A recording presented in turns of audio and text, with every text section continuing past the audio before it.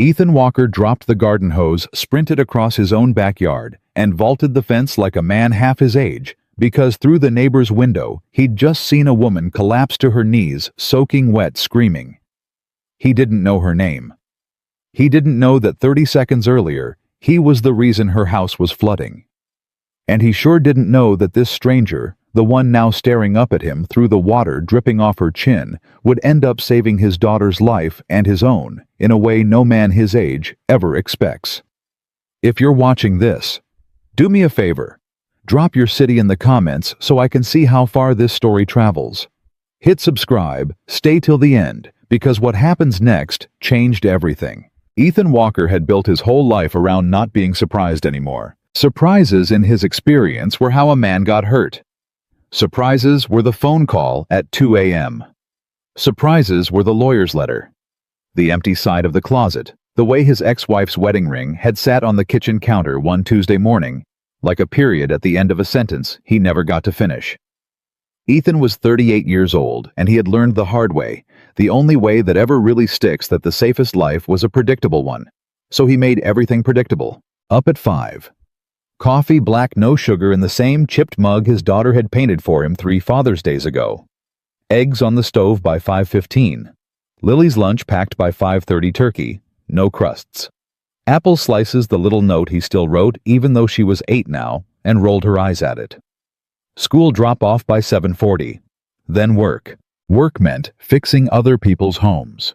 Ethan was a repair technician, which was a fancy way of saying that when something broke in somebody's house, he was the man they called. Leaking pipes, busted water heaters, sagging porch steps, rotten window frames. He was good at it, better than good, because Ethan Walker understood something most people didn't. He understood that everything in a house is holding up everything else. Pull one board wrong, and the whole thing shifts. Fix one thing wrong, and you create 3 new problems down the line. A house, he'd say, if you ever got him talking, which you rarely did, is just 100 small failures held together by somebody who cares enough to catch them before they spread. He was very good at catching other people's failures. His own, he mostly just lived with. "Dad." Lily's voice came from the back door that Saturday morning, and Ethan looked up from the coffee he wasn't really drinking. "What's up, Bug?" "Everybody has flowers except us." He set the mug down. "Everybody. The whole street." She crossed her arms the way her mother used to, and God, it still knocked the wind out of him a little every time. "The Hendersons have roses.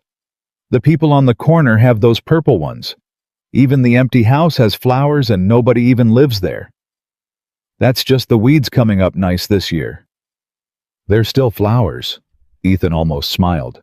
"You want flowers?" "I want," Lily said with the enormous seriousness only an 8-year-old can manage, "for our house to not look like the saddest house on the street." That landed somewhere he didn't expect it to, because she was right. He knew she was right. He'd walked past that backyard 1,000 times.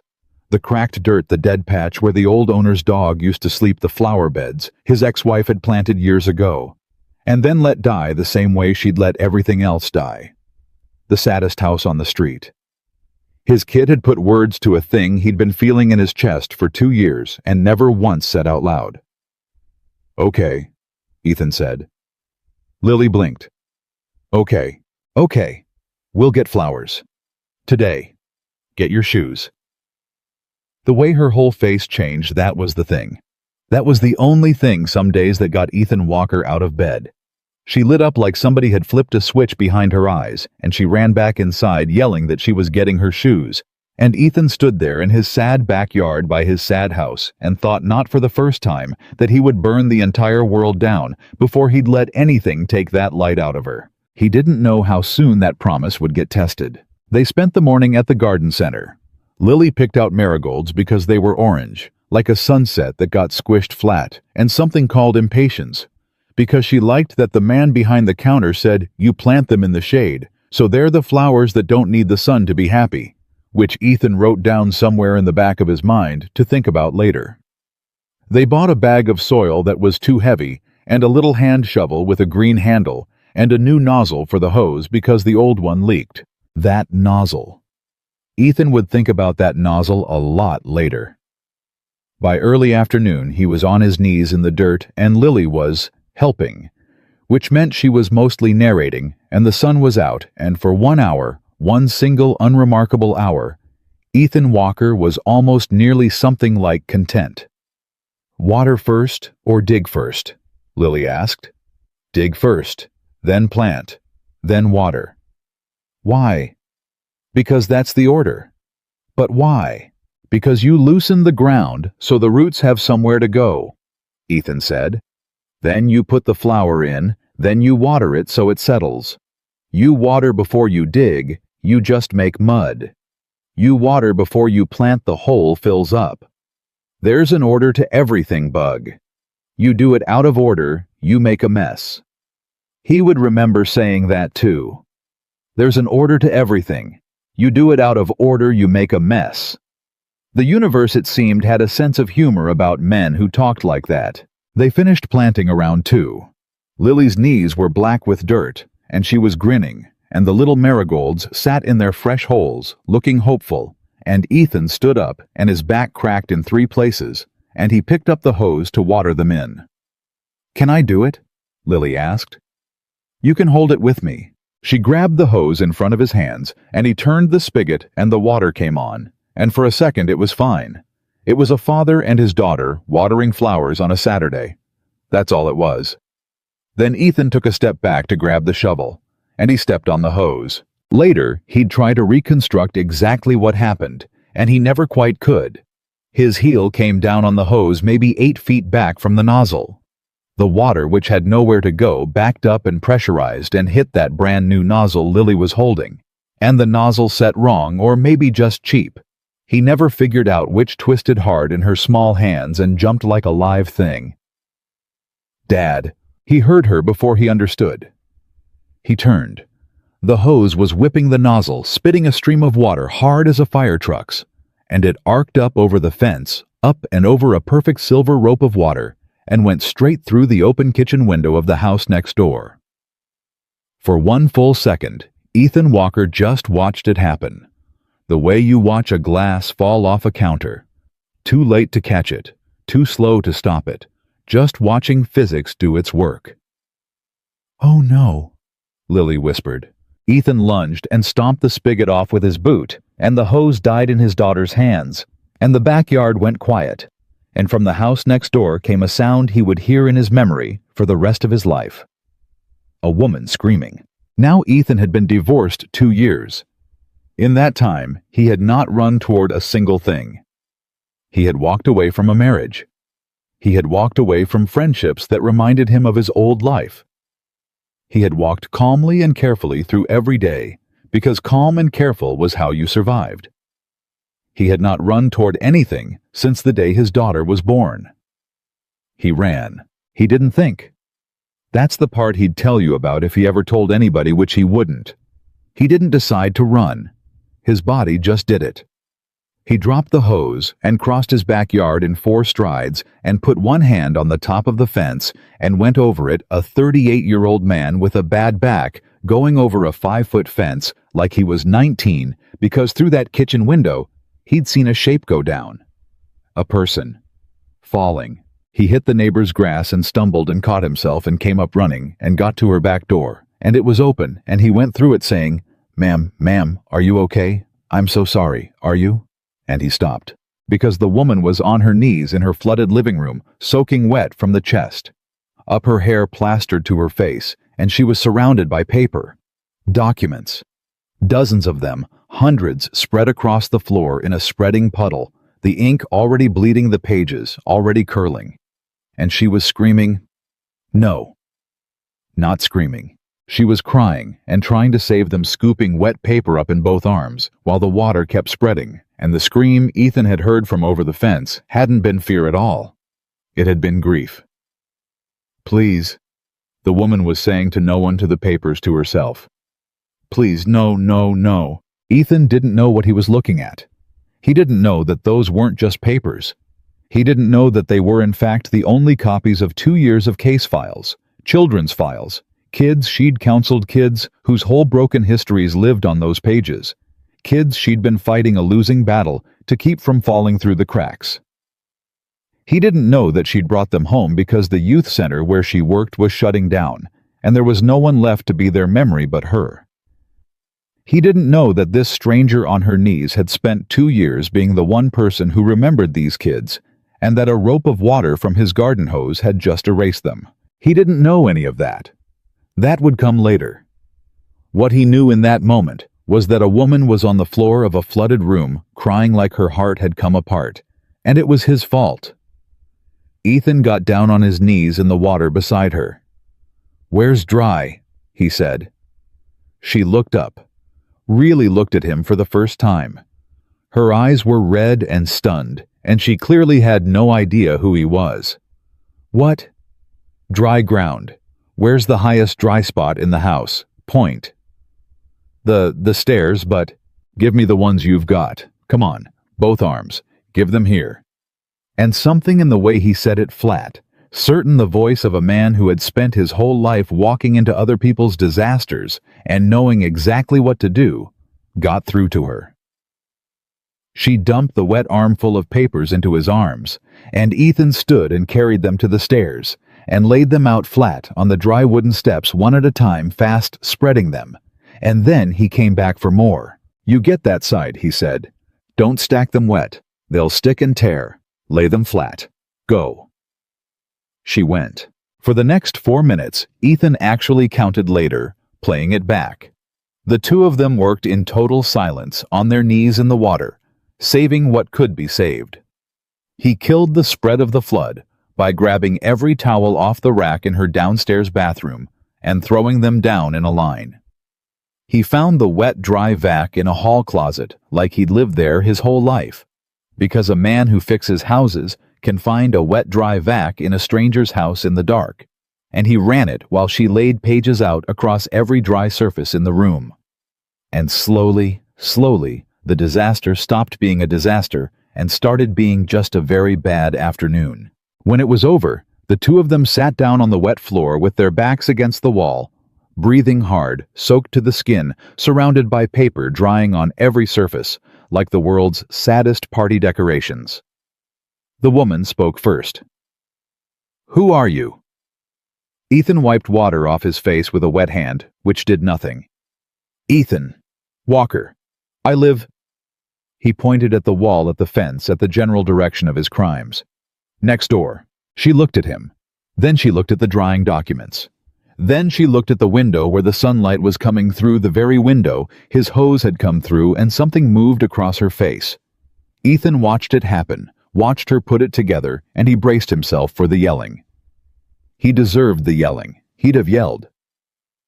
"The water," she said slowly. "That came from your house." "Yes, ma'am." "You flooded my living room." "Yes, ma'am. I stepped on my daughter was holding the it doesn't matter. Yes, that was me. I am so sorry. I'll pay for everything. The floor, He gestured helplessly at the papers. "Whatever these are, I'll fix all of it. I fix things, that's what I do. I'll make it right. I promise you I'll make it right." She kept staring at him. And Ethan, who had learned 2 years ago to stop expecting anything good, waited for the storm. Instead, the woman started to laugh. It started small, a hitch in her breath that he thought at first was more crying, and then it built, and then she had both hands over her face, and she was laughing. This exhausted, wrung-out, helpless laugh, laughing so hard the tears came back, and Ethan sat there completely lost. Because in 38 years of life, he had never once seen a person respond to catastrophe like this. "I'm sorry," he said. "Are you? Should I get someone?" "No." She wiped her eyes. She was still laughing. "No, oh my God. I'm fine. I'm not fine. Do you know what today is?" "Saturday." "Today," she said, "is the single worst day I have had in about a year. And I have had some days. And I was sitting here this morning genuinely thinking out loud to my empty house that nothing else could possibly go wrong. And then a wall of water came through my window." She looked at him. "You have to admit, as an answer from the universe, that's got style." Ethan didn't know what to say, so he said the true thing. "I really am sorry." "I know." Her laughing faded into something quieter. She held out a wet hand. "Claire. Bennett." He shook it.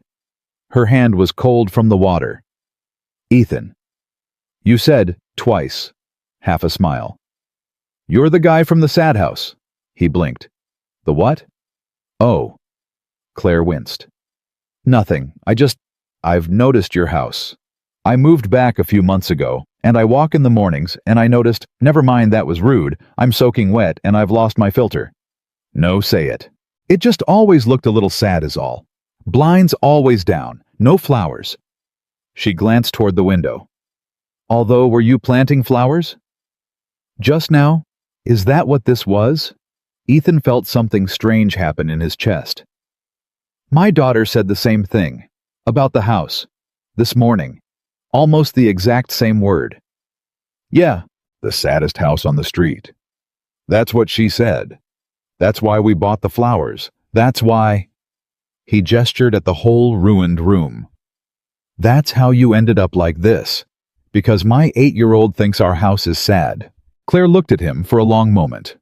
The laughter was gone now. Something gentler had come into her face, and it made Ethan uncomfortable, because it had been a long time since anyone had looked at him like that, like they were actually seeing him and not minding what they saw. Well, she said quietly, for what it's worth.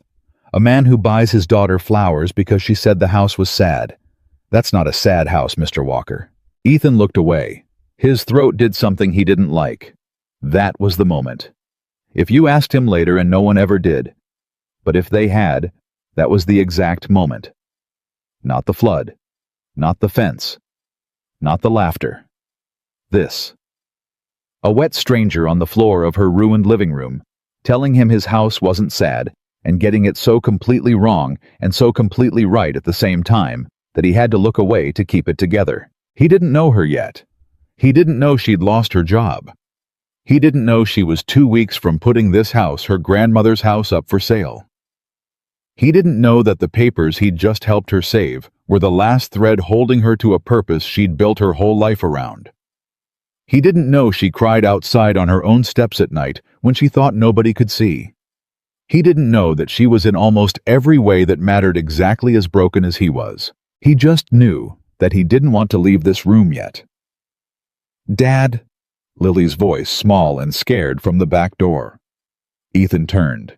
His daughter stood there with dirt on her knees and terror on her face, and he understood at once that she'd been afraid to follow him over, afraid of what she'd done, afraid he'd be angry, afraid of the screaming she'd heard. It's okay, Bug, he said, standing. Come here. Everything's okay. Lily crept in, staring at the water, at the papers, at the wet stranger on the floor. Did I break your house? Ethan opened his mouth to answer. Claire got there first. You know what? Claire said, pushing herself up off the floor, wincing, walking over to crouch down in front of Lily so they were eye to eye. You didn't break anything. You want to know what actually happened here? Lily nodded wide-eyed. For a year. Claire said, I have been living next door to your dad, and neither one of us has ever said a single word to the other. Not one. Not hello, not good morning, nothing. And I bet if nothing had happened, we'd have gone on like that for another year. 2 neighbors 10 feet apart, total strangers. She smiled. And then you and your dad planted some flowers, and the whole ocean came through my window, and now look. Now I know your dad's name. I know his kid buys I'm sorry your dad buys you flowers. I know he'll drop everything and jump a fence for a stranger who's screaming. She tilted her head. So, no, you didn't break my house. You introduced me to my neighbors. That's a pretty good day's work for... She looked up at Ethan. How old? 8, Lily said. 8. That's a heck of a day's work for 8. And Ethan watched his daughter, his careful, worried, too grown-up, too fast daughter, who had been carrying more than any 8-year-old should carry since the day her mother left. He watched her look at this soaking wet stranger and slowly, cautiously smile.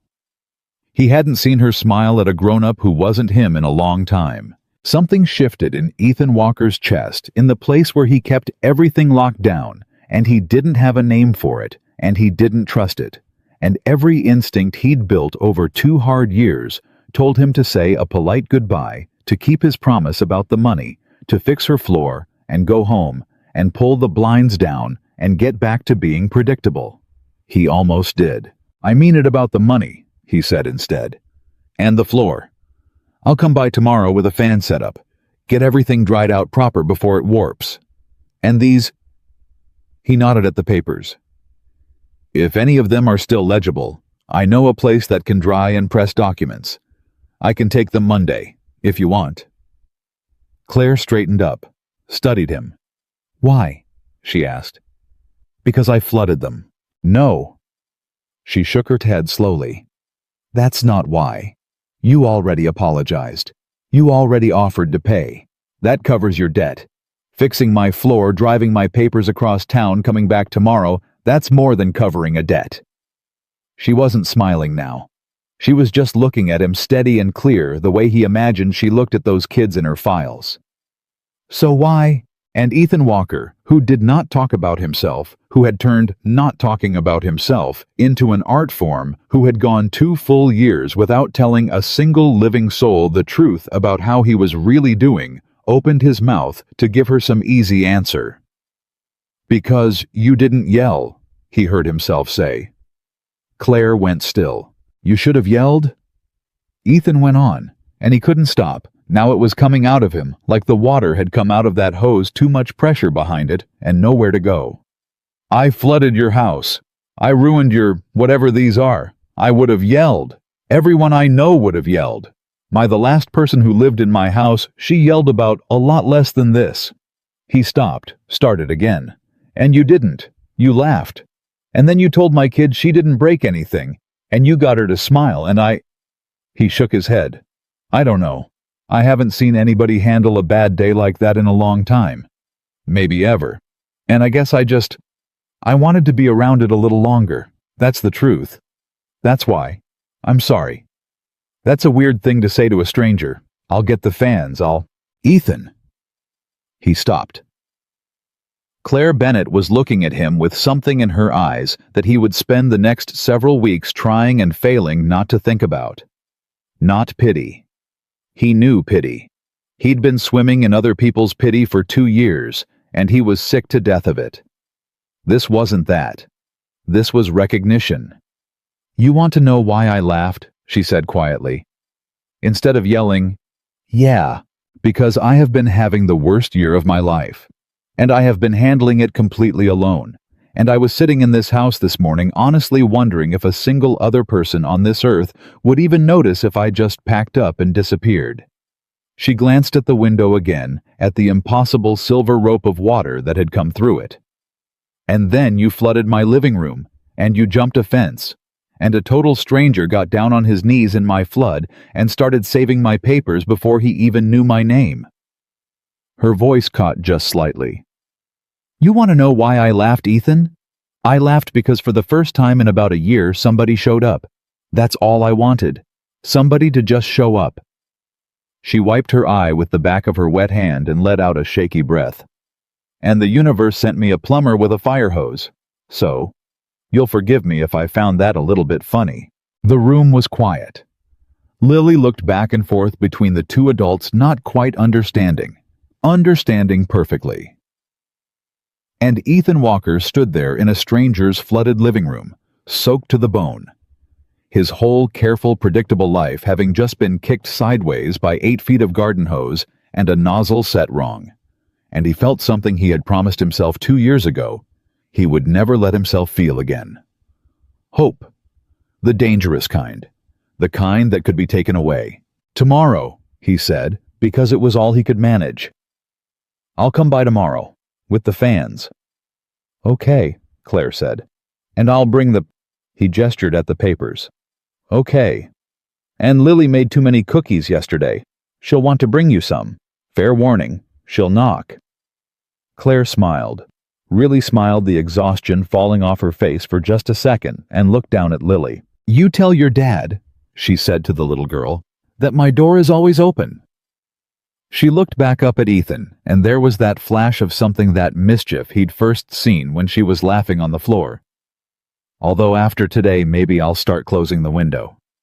Ethan surprised himself. He laughed.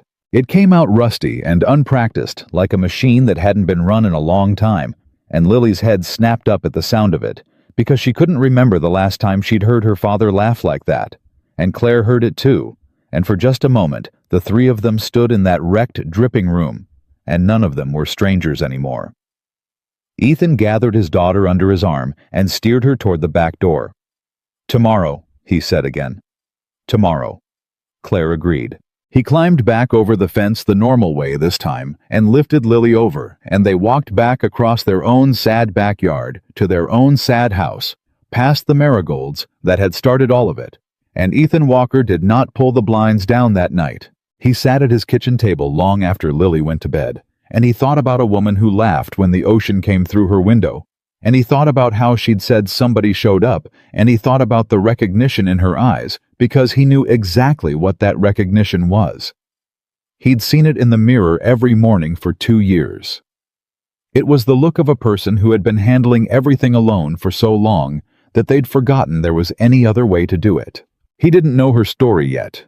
He didn't know she was about to lose the house. He didn't know that in a few weeks he'd find her crying on those front steps in the dark, or that everything he'd just started to feel was going to run headfirst into everything he was afraid of. He just knew that for the first time in 2 years, when he thought about tomorrow, he wasn't dreading it. And Ethan Walker, 38 years old, who had built his entire life around never being surprised again, sat alone in his kitchen and let himself be surprised.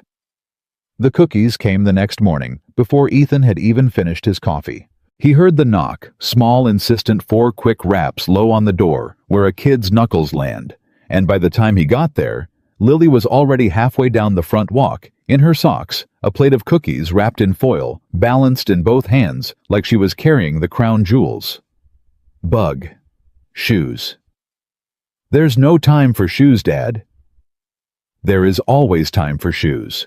But she was already crossing into Claire's yard, and Claire's door was already opening, and Ethan stood in his own doorway and watched a thing he hadn't planned for and couldn't have stopped. Claire came out in a robe with her hair still wet from the shower, and she saw Lily coming with that plate, and her whole face did something.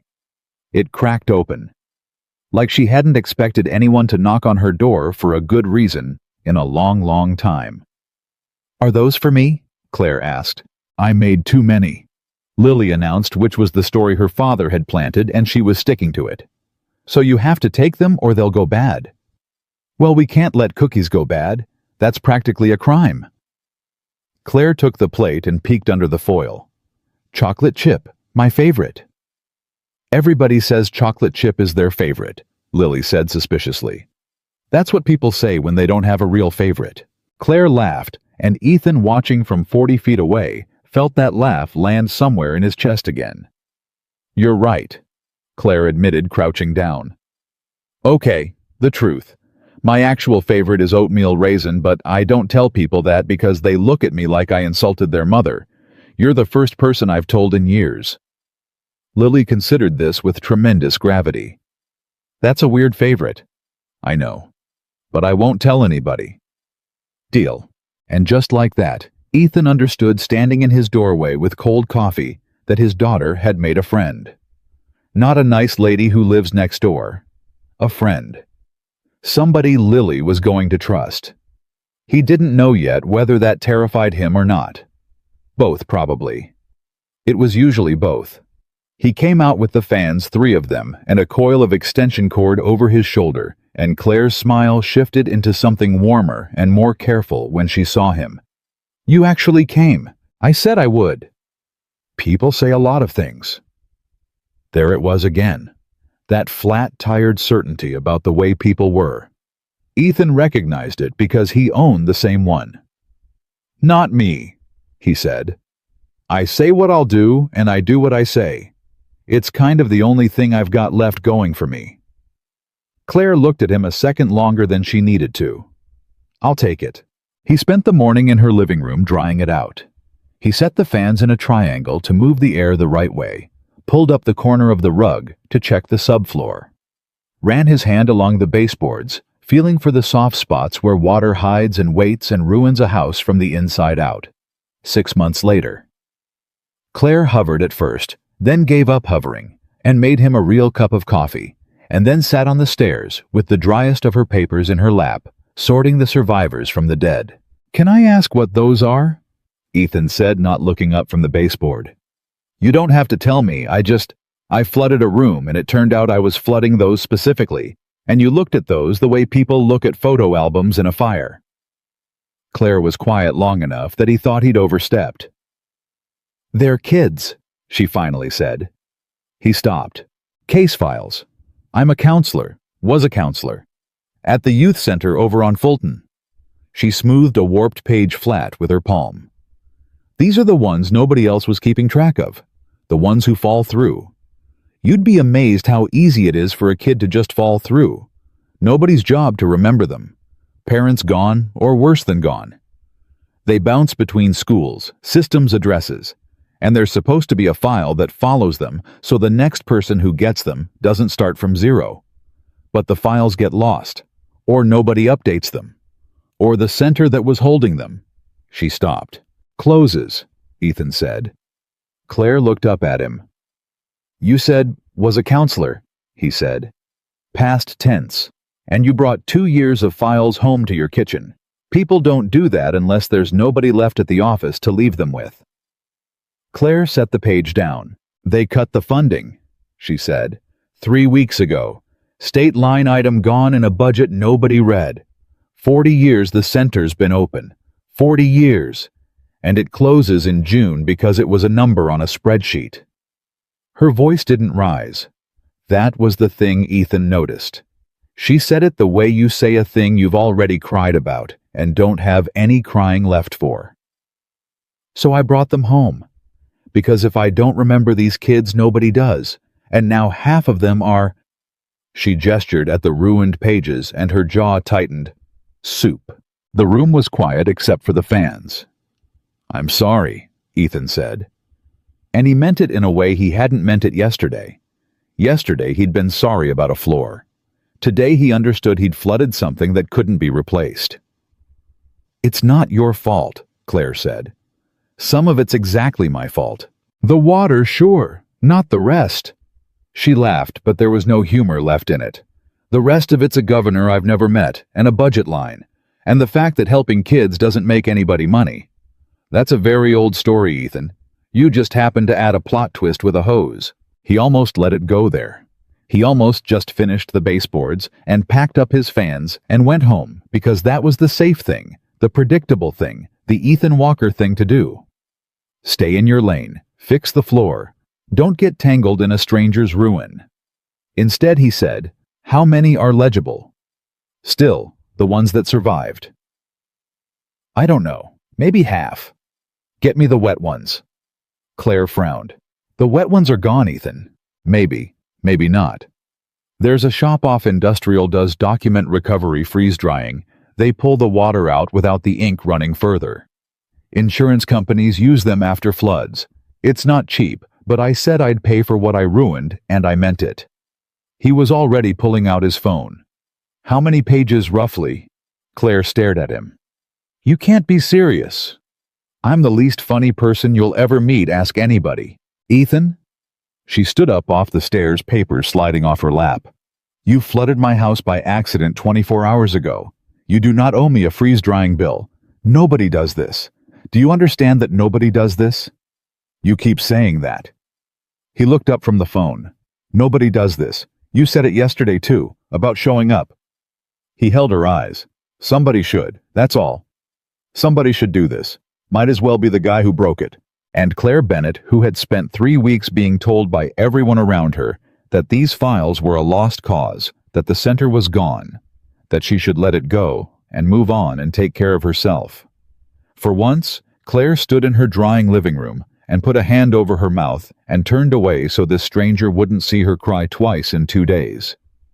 Ethan pretended to be very interested in the baseboard. That was the second day. The pie came on the fourth. Ethan found it on his own porch when he got home from a job, a whole pie under a dish towel still warm, a note tucked underneath in handwriting that leaned hard to the right like it was in a hurry. "Please stop being nice to me," it said.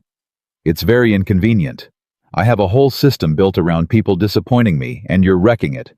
C. P.S. This is Peach. Nobody's favorite. Universally acceptable. Ethan read it twice standing on his porch, then he read it a third time. Then he did something he hadn't done in 2 years without a reason, which was smile at a piece of paper. "What's that?" Lily asked, coming out. "Pie." "From Claire. From Claire. Can we have it for dinner?" "Pie is not dinner." "It could be a dinner." "Get inside, bug." But he cut them each a slice after the real dinner, and Lily declared it the best pie in the history of pies. And Ethan didn't disagree, and that night he wrote back on the same note and walked it over and slid it under Claire's door, because he didn't have the nerve to knock. "My daughter says it's the best pie in the history of pies. She's 8 and prone to exaggeration, but in this case, she's right. E.P.S. Everybody says Peach is their favorite when they don't have a real favorite." He heard her laugh through the door. He was already walking back across the yard by then, fast like a teenager, but he heard it. It carried. Over the next 2 weeks, the notes became a thing. That was the word Ethan used for it in his own head, when he let himself think about it, which he tried not to do. A thing. She'd leave one. He'd answer it. He'd leave one. She'd answer that. Little scraps of paper going back and forth under 2 doors, 10 feet apart, because 2 grown adults who talked easily to each other's faces apparently found it easier to be honest in ink. She told him on paper that she'd inherited the house from her grandmother. He told her on paper that his wife had left 2 years ago, and it still felt like last Tuesday. She wrote back, "Last Tuesday's a long time. Some of us are still standing in it." He read that one about 40 times, and Lily was over there more and more. Claire helped her with a science project on the water cycle. Ethan appreciated the irony and said so, and Claire wrote back, "You're not as funny as you think, but you're funnier than you look," which he taped to the inside of a kitchen cabinet where nobody would see it. Claire listened when Lily talked about her mother, which Lily never did with Ethan, because Lily had figured out at 7 years old that talking about her mother made her father go somewhere behind his eyes, and she'd decided all on her own to protect him from it. Ethan only found out because Claire told him gently one evening on the porch steps. "She misses her mom," Claire said. "You know that. I know that. She won't say it to you. She thinks it hurts you, so she says it to me instead." Claire looked at him carefully. "I'm telling you because you should know, not because you did anything wrong.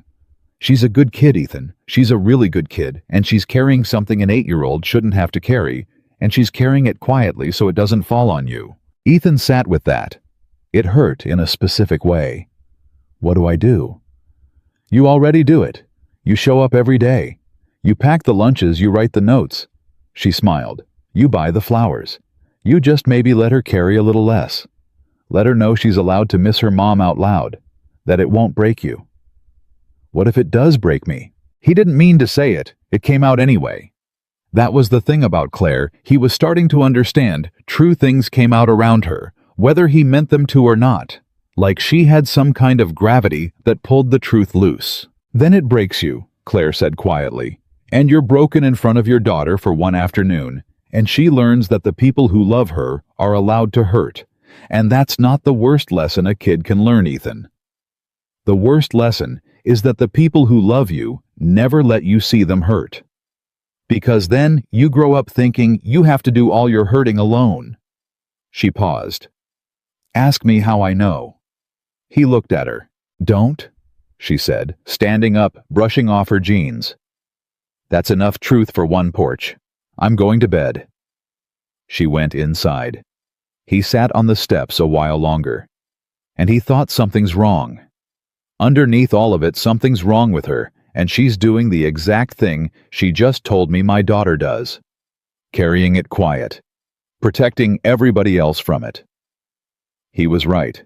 He just didn't know how right until the following Thursday. It was late past 11, and Ethan couldn't sleep, which happened more nights than not, and he went to the kitchen for water and glanced out the window over the sink the way you do not looking for anything.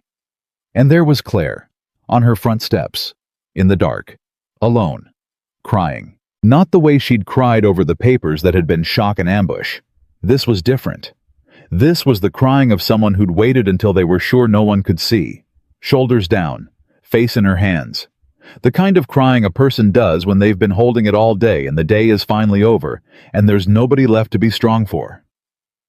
Ethan knew that crying. He'd done that crying. He'd done it on his own back steps more nights than he'd ever admit. He should have looked away. Given her the privacy she'd clearly gone out into the dark to find. That was the decent thing. He put on his shoes and went outside. He didn't say anything. He just crossed the yard and sat down on the step below her, not too close, and looked out at the street and let her decide what to do about it. For a long minute she didn't do anything. She just kept crying quieter now, aware of him. "You saw me from the window," she said finally, thick. "Yeah." "You could have let me be?" "Yeah." "Why didn't you?" Ethan thought about it. "Because a couple weeks ago a stranger came over a fence for me before he knew my name," he said. "And it turned out that was the thing I'd been needing. Somebody to just show up. You told me that. So." He shrugged. "I'm showing up. You can tell me to leave and I'll leave, but I figured I'd at least make the offer." Claire laughed, wet and broken. "You're using my own words against me. I'm using your good words for you. There's a difference." She wiped her face, took a breath that shook on the way in, and then, because it was dark, and because he'd shown up, and because she was so tired of carrying it alone, Claire Bennett told him the rest. "I'm losing the house," she said. Ethan went still. "The center closing, that's not just the kids, Ethan. That was my job. That was my whole income. I've got a mortgage on a house I inherited free and clear, which sounds impossible, until you find out my grandmother took out a reverse mortgage before she died to pay for the care that kept her alive the last 2 years. And I've been covering it on a counselor's salary, which is a joke, and now I don't even have the joke." Her voice cracked. "I've got about 6 weeks. Then the bank takes it, or I sell it first, and at least walk away with something instead of nothing. And there's an offer, a real one. Not for the house for me. A center 2 states over wants to hire me, better pay. Actual funding. A fresh start where nobody knows me as the woman whose center closed. When?" Ethan managed. "They need an answer by the end of the month." She looked at him in the dark. "So I'd sell the house, take the job, leave, and honestly, Ethan, until about 2 weeks ago that plan made perfect sense. Sell the sad memories, start over somewhere new, stop drowning." She wiped her eyes. "And then somebody flooded my living room, and their kids started knocking on my door with cookies. And now the plan that made perfect sense 2 weeks ago feels like—" She stopped, shook her head. "It doesn't matter. I have to be smart. I can't turn down a real job and keep a house I can't pay for because a nice man came over a fence one time. That's not a plan. That's a fairy tale. And I'm 36, and I'm out of money, and I don't get fairy tales." Ethan sat there in the dark and felt something enormous and dangerous open up under him. Because here was the thing. Here was the exact shape of the thing he'd spent 2 years terrified of. He'd let himself feel something. He'd let his daughter feel something. He'd unlocked the room he kept locked. And now, right on the schedule, he'd known in his bones was coming. The good thing was getting ready to be taken away. 6 weeks, then gone. Every instinct in him said the same thing it had said for 2 years. Pull back now. Pull back tonight. She's leaving, so start the goodbye now. Protect Lily, protect yourself, get out before it costs you. You knew this would happen. Things don't stay. You knew. Say something, Claire said. Ethan opened his mouth, and what came out was not what 2 years of Ethan Walker wanted him to say. How much, he said, to keep it, the house, the mortgage, how much are you behind, and how much a month to stay ahead of it? Claire blinked. Ethan, I fix houses for a living, Claire. I know contractors. I know property. I know how money moves through a house. Maybe there's, I don't know, a refinance, a tenant for the upstairs, a grant. You're a counselor. There's got to be grants. I don't know yet. But you're talking like there's only 2 doors: sell or lose it. And in my experience, there's always a third thing nobody's looked for yet. He was talking fast now, faster than he meant to, because the alternative to talking was feeling, and he wasn't ready to feel it. Give me a week. Let me look. Before you call that center and tell them yes. Just 1 week, that's all I'm asking. Claire stared at him. In the dark, he couldn't read her face. Why? She said. And it was the same why she'd asked him on the flooded floor, the one that saw right through him. And this time, Ethan didn't have a safe answer. This time, the safe answers had all run out. Because I don't want you to go, he said. The words sat in the dark between them, and I'm not saying that to be, I know how it sounds. I know it's not fair to say to a woman making a smart decision about her life. I'm not asking you to stay for me. I don't have any right to ask that we've known each other 2 weeks. He pushed a hand through his hair. But you asked me why, and I'm done lying to you because you've never once lied to me, not even on the paper, not even when the truth made you look bad. So there it is. I don't want you to go. My kid doesn't want you to go. And I'd rather help you find a way to stay and have it not work out than watch you leave without even trying. That's the why. Claire was crying again, but it was different crying now. You barely know me, she whispered. I know you laughed when the ocean came through your window, Ethan said. I know you brought me a pie with a note telling me to stop being nice to you. I know you kept 2 years of case files for kids that the whole world already forgot, and you cried harder over losing those than over losing your house. I know you tell my daughter she's allowed to miss her mom out loud. His voice was rough now. I know enough, Claire. I know enough. For a long moment, neither of them moved. Then Claire said very quietly, 1 week. Ethan let out a breath he'd been holding since she said losing the house. 1 week, Claire said again, and I don't want you to spend a dime of your own money on my mortgage. Ethan Walker, I mean it. I will find out, and I will never forgive you. Your help, your hands, your contacts. Yes. Your money, no. That's the deal, or there's no deal. That's the deal, he lied. He was already that very second running numbers in his head. He had savings. Not a lot. Some. Set aside slow over 2 years the emergency fund, the never-touch-it money. And he was already deciding, sitting there in the dark, that this counted as an emergency. He didn't tell her that. He'd learned something from her about knowing when to keep the truth in your pocket. Okay, Claire said. She wiped her face one more time and let out a long, unsteady breath, and something in her shoulders came down from where they'd been living for 3 weeks. Okay, I can't believe I'm doing this. I had a plan. I had a good, smart, sensible plan, and you and your 8-year-old and your garden hose have completely wrecked it.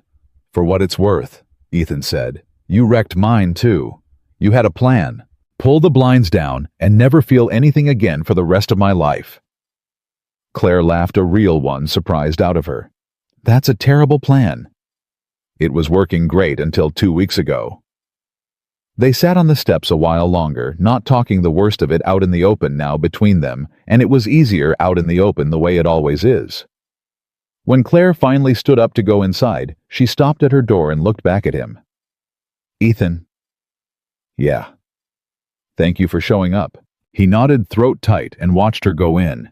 Then he crossed the dark yard back to his own house, and he did not feel like a man who'd been surprised. He felt like a man who'd made a decision. The next morning, he was at the county assessor's office when it opened.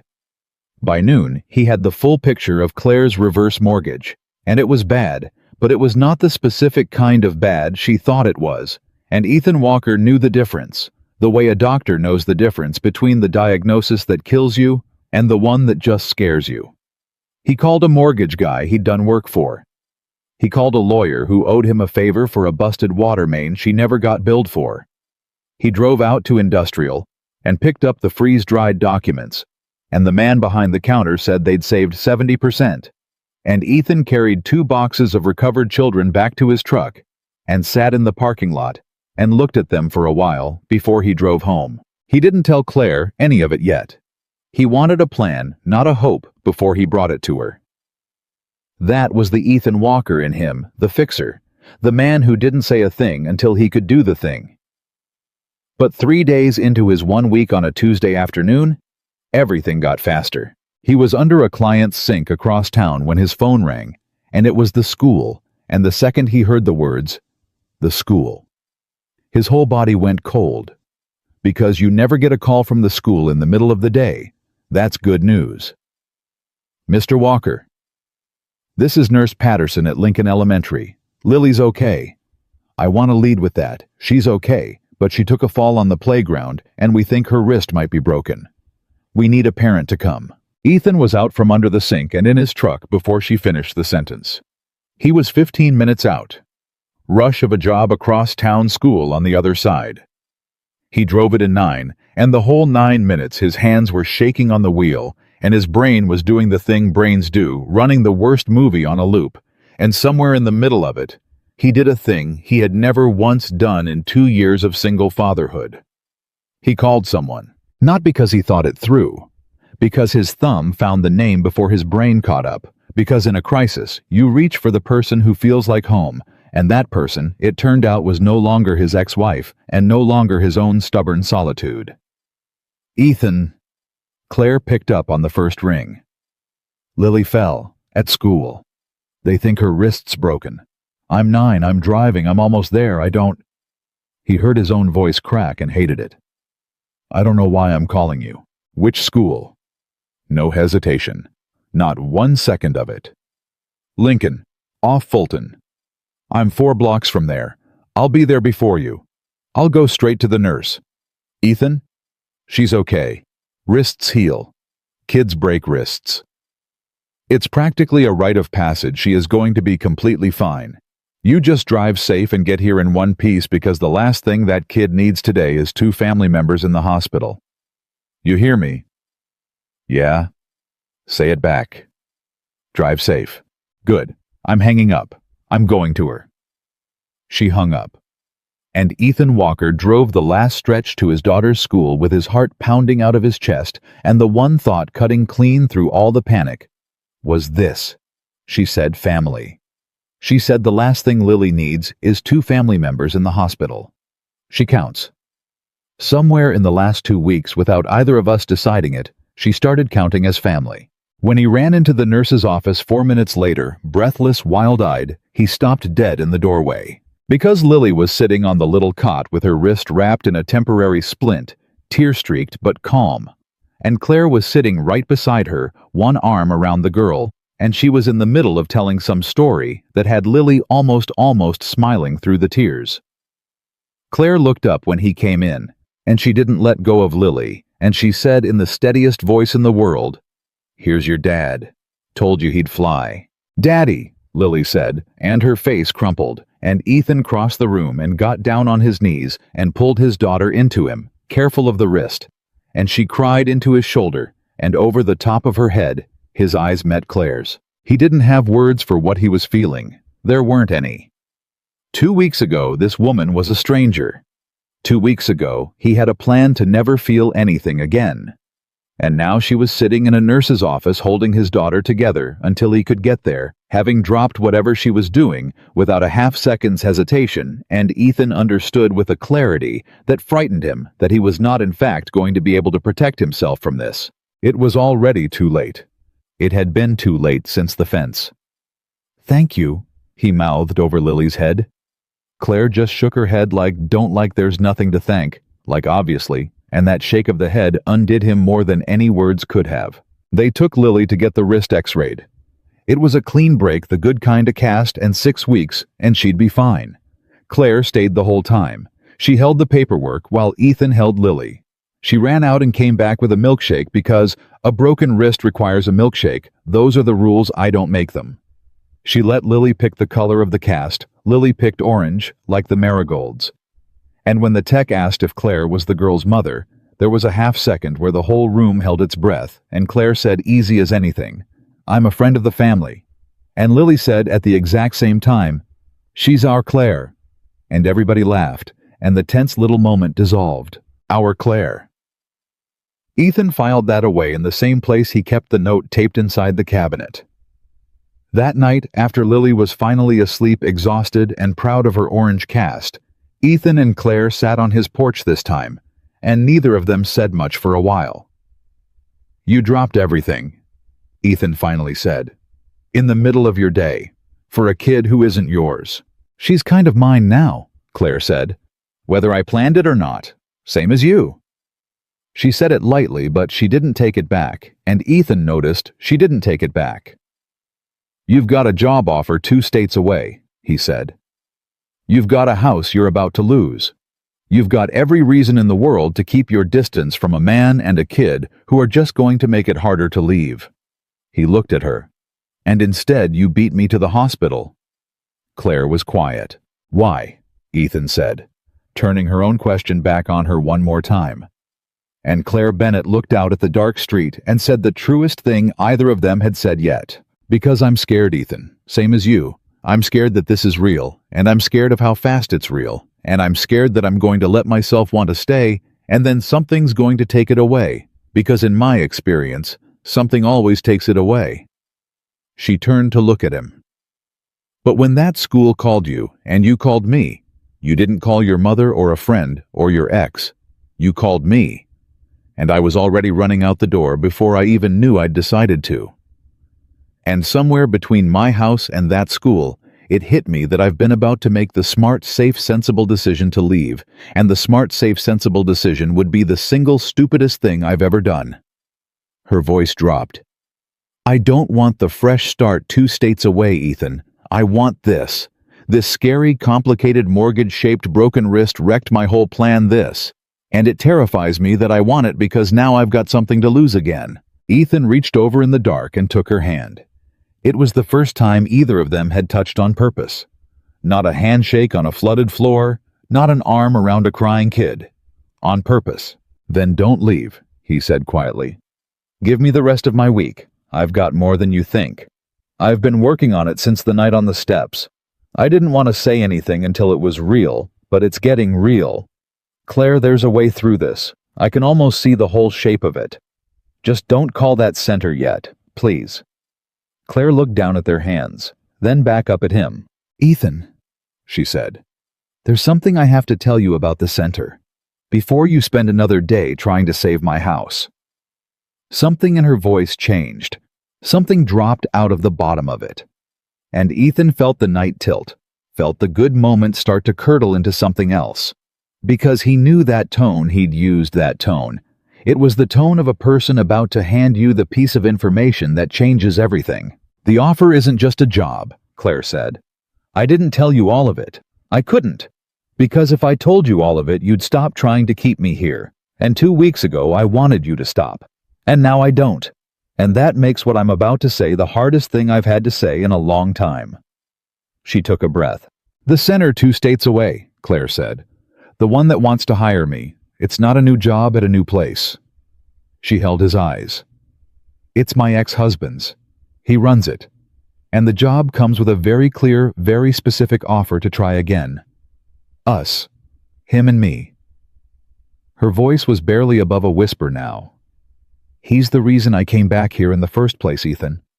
I came back to my grandmother's house to get away from him, and now he's found a way to make going back look like the sensible thing, the safe thing, the smart financial decision. She was shaking. And until a garden hose came through my window, I was actually thinking about saying yes. Ethan let go of her hand. He didn't mean it as a rejection. His hand just came loose on its own the way you set something down when your whole body forgets it's holding it. And he saw Claire register the loss of it, saw the flinch cross her face, and he wanted to reach back and take it again and couldn't because his brain was still catching up to the words. Your ex-husband, he said. Yes. The one you moved back here to get away from. Yes. He runs the center, the one offering you the job. He owns it. Started it after the divorce with money. That was half of it should have been mine, honestly. But that's a different fight. I lost a long time ago. Claire wasn't looking at him now. She was looking at her own hands in her lap. His name is Daniel, and about a month before your hose came through my window, he called me. Out of the blue. Said he'd heard the Fulton Center was closing. Said he had an opening. Said it would be good for both of us to have a fresh start, and wouldn't it be something working together again the way we used to before it all went wrong? And you were thinking about it. I was drowning, Ethan. Her voice cracked on his name. You have to understand what it's like. I'd just lost the job I built my whole life around. I was about to lose the only house I've ever loved. And here comes the one person who knows me, who knows the work, who's offering me a paycheck and a place and a way out of the free fall.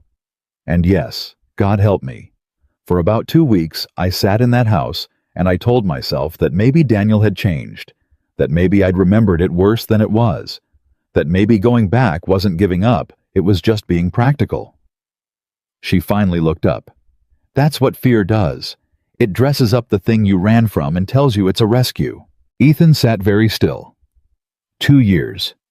2 years he'd spent building a life around the certainty that good things get taken away. And here it was, right on schedule, taking the shape he never would have guessed. Not the bank, not distance, not a better job in a nicer city. An ex-husband. A man with history and money, and a claim that went back years, offering Claire the one thing Ethan couldn't, a whole life already built, waiting familiar. Did you love him? Ethan said. It wasn't the question he meant to ask. It was the question that came out. Once. A long time ago. Claire's jaw tightened. And then I spent the last 2 years of that marriage learning the difference between a man who loves you and a man who needs to be the most important thing in your life. Daniel needed to be the son Ethan. Everything in my life had to orbit him. My work mattered only if it made him look good. My friends were competition. When I started spending too many nights at the center with kids who needed me, he made it a war. Made me choose. Over and over, in 100 small ways, made me choose between the work I was put on this earth to do and keeping the peace with him. She let out a shaking breath. I chose the peace for a long time. And then one day, I chose the kids. And that was the end. I packed a bag and drove 9 hours to my grandmother's house, and I have been trying to rebuild ever since. And now he wants you back. Now he wants me back at the exact moment I'm too broke and too scared to say no easily. She wiped her eyes with the heel of her hand, angry now, angry at herself. That's the part that makes me sick. He didn't call out of love. He called because he heard I was down. Daniel doesn't want me. He wants me needing him. There's a difference, and it took me a marriage to learn it, and I almost forgot it again the second the ground disappeared under my feet. Ethan looked out into the dark street for a long moment. Then why? He said quietly. Were you still thinking about it 3 days ago? If you know all this, if you can say it out loud this clean, why was it still even a question? Claire was quiet. Because knowing a thing and being strong enough to act on it aren't the same, she said. You know that better than most. You know your ex-wife isn't coming back, and you still said it feels like last Tuesday. Knowing didn't fix the wound. And I knew Daniel was poison, and I was still half packing a bag, because a person who's drowning will grab onto the thing that pushed them under if it's the only thing floating by. She turned to face him fully. That's why I have to tell you this before you spend another day of your life trying to save my house. Because you deserve to know that the thing pulling me away isn't just a job. It's history. It's a whole shape my life used to have. And you deserve to decide whether you still want to fight for a woman who was, until 2 weeks ago, seriously considering going back to her ex. Ethan didn't answer right away. And in the silence, Claire's face started to close. He watched it happen. Watched her read his silence as the answer watched 2 years of being made to feel like too much rise up in her and tell her she'd just talked the one good thing out of her own life. She stood up. Okay, she said, brisk brittle. That's okay, that's fair. I shouldn't have. You've got a daughter and a whole life to protect. And I just dumped a 9-hour drive of baggage on your porch. Forget the week. Forget the house. I'll figure it out. I always figure it out. Thank you for the milkshake, and for the fence, and for... Sit down. Claire stopped. Please, Ethan said. Sit down. She sat. Slowly. On the edge of the step, like she might bolt. I wasn't quiet because I was deciding whether you were worth it, Ethan said. I was quiet because I was doing math. He turned to look at her.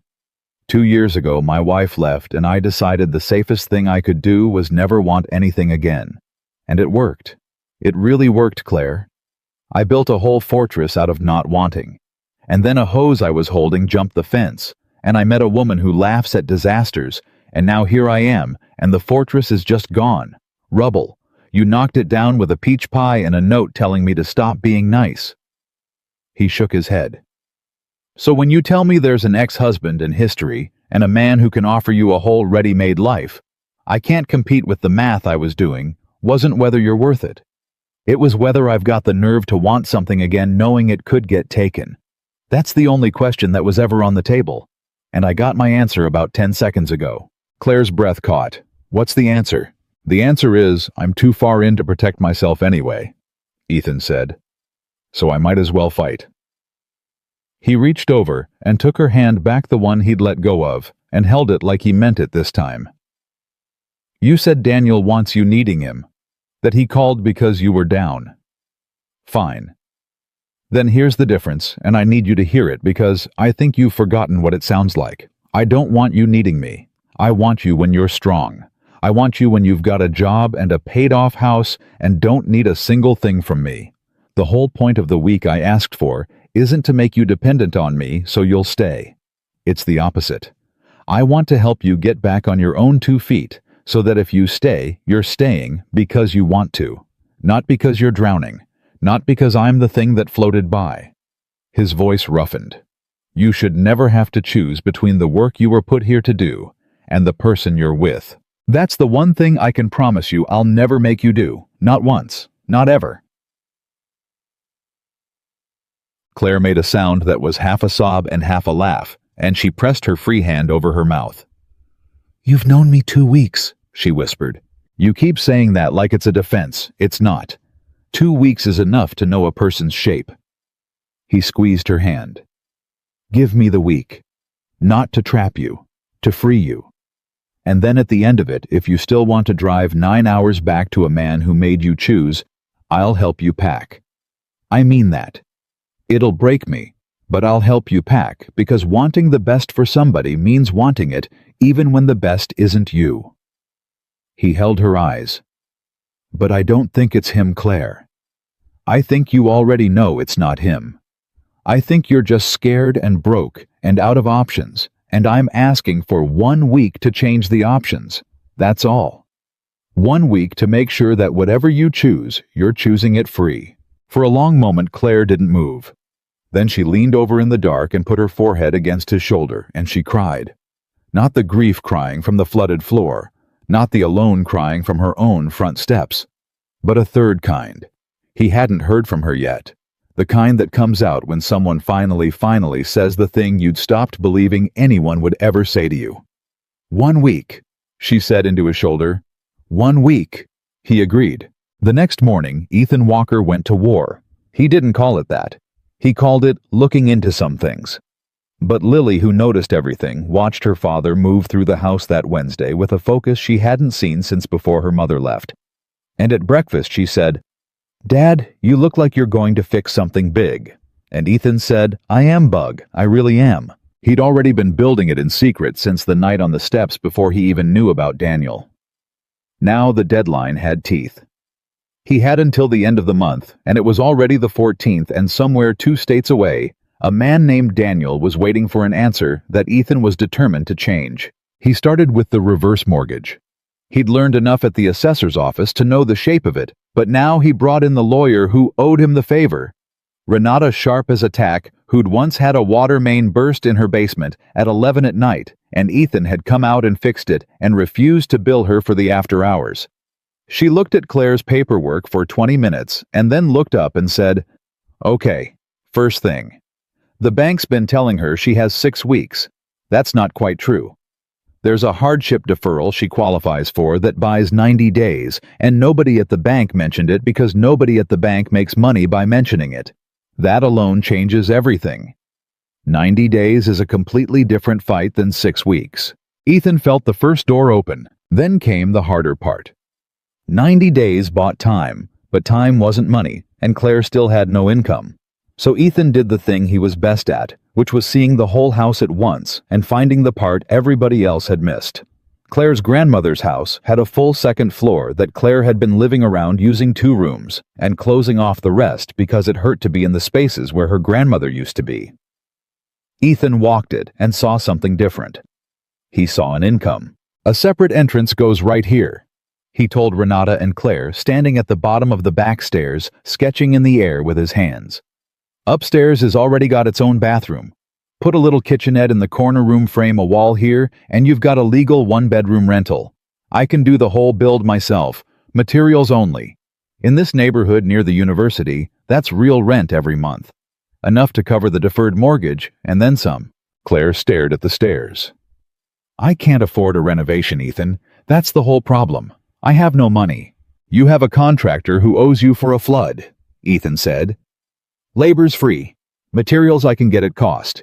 And he hesitated, then decided the truth was worth the fight. The materials money's already set aside. I'll tell you where it came from, and you're going to be angry. But hear me out first. It's not a gift. It's an investment. You pay me back out of the first year's rent with a fair interest on paper signed. Renata draws it up. This isn't me making you need me. This is a business loan between two adults, and I'm betting on the house because I know houses, and this house is a good bet. He held her eyes. I told you I don't want you needing me. So I'm not giving you money. I'm giving you a mortgage you can actually pay and a business you actually own. There's a difference. You taught me the difference. Claire's eyes filled, and Renata, watching the two of them, said dryly, I'll draw up the loan. Both of you sign it. And Claire, he's right about the deferral and he's right about the rental. This is real. This isn't a fairy tale. This is a legally sound plan, and I'd give the same advice to a paying client. That was the 15th. The plan had bones now. But a plan needs a body, and the body Claire needed most wasn't the house at all. It was the work. Because Ethan had understood something on the flooded floor 2 weeks ago, and it had only gotten clearer since Claire could lose the house and survive it. What was actually killing her was losing the kids. The center closing had taken her purpose, and a woman without her purpose was a woman who'd eventually say yes to Daniel just to have somewhere to pour herself. Save the house and lose the work, and she'd still leave. Ethan knew it in his bones. So on the 16th, he did something completely outside anything he'd ever done. Something that scared him more than the fence, more than the phone call from the school, more than the freefall of wanting Claire in the first place. He asked for help. Ethan Walker, who did everything alone, who fixed the world's houses by himself and raised his daughter by himself, and had gone 2 years without asking a single soul for a single thing. Ethan started knocking on doors. He started with the parents of the kids in Lily's class, because he knew them a little from drop-off. He told them about the counselor next door who kept files on kids the world forgot. He told them about the center closing over a line in a budget. He told them plainly that a woman who'd spent her life catching kids before they fell through was about to fall through herself.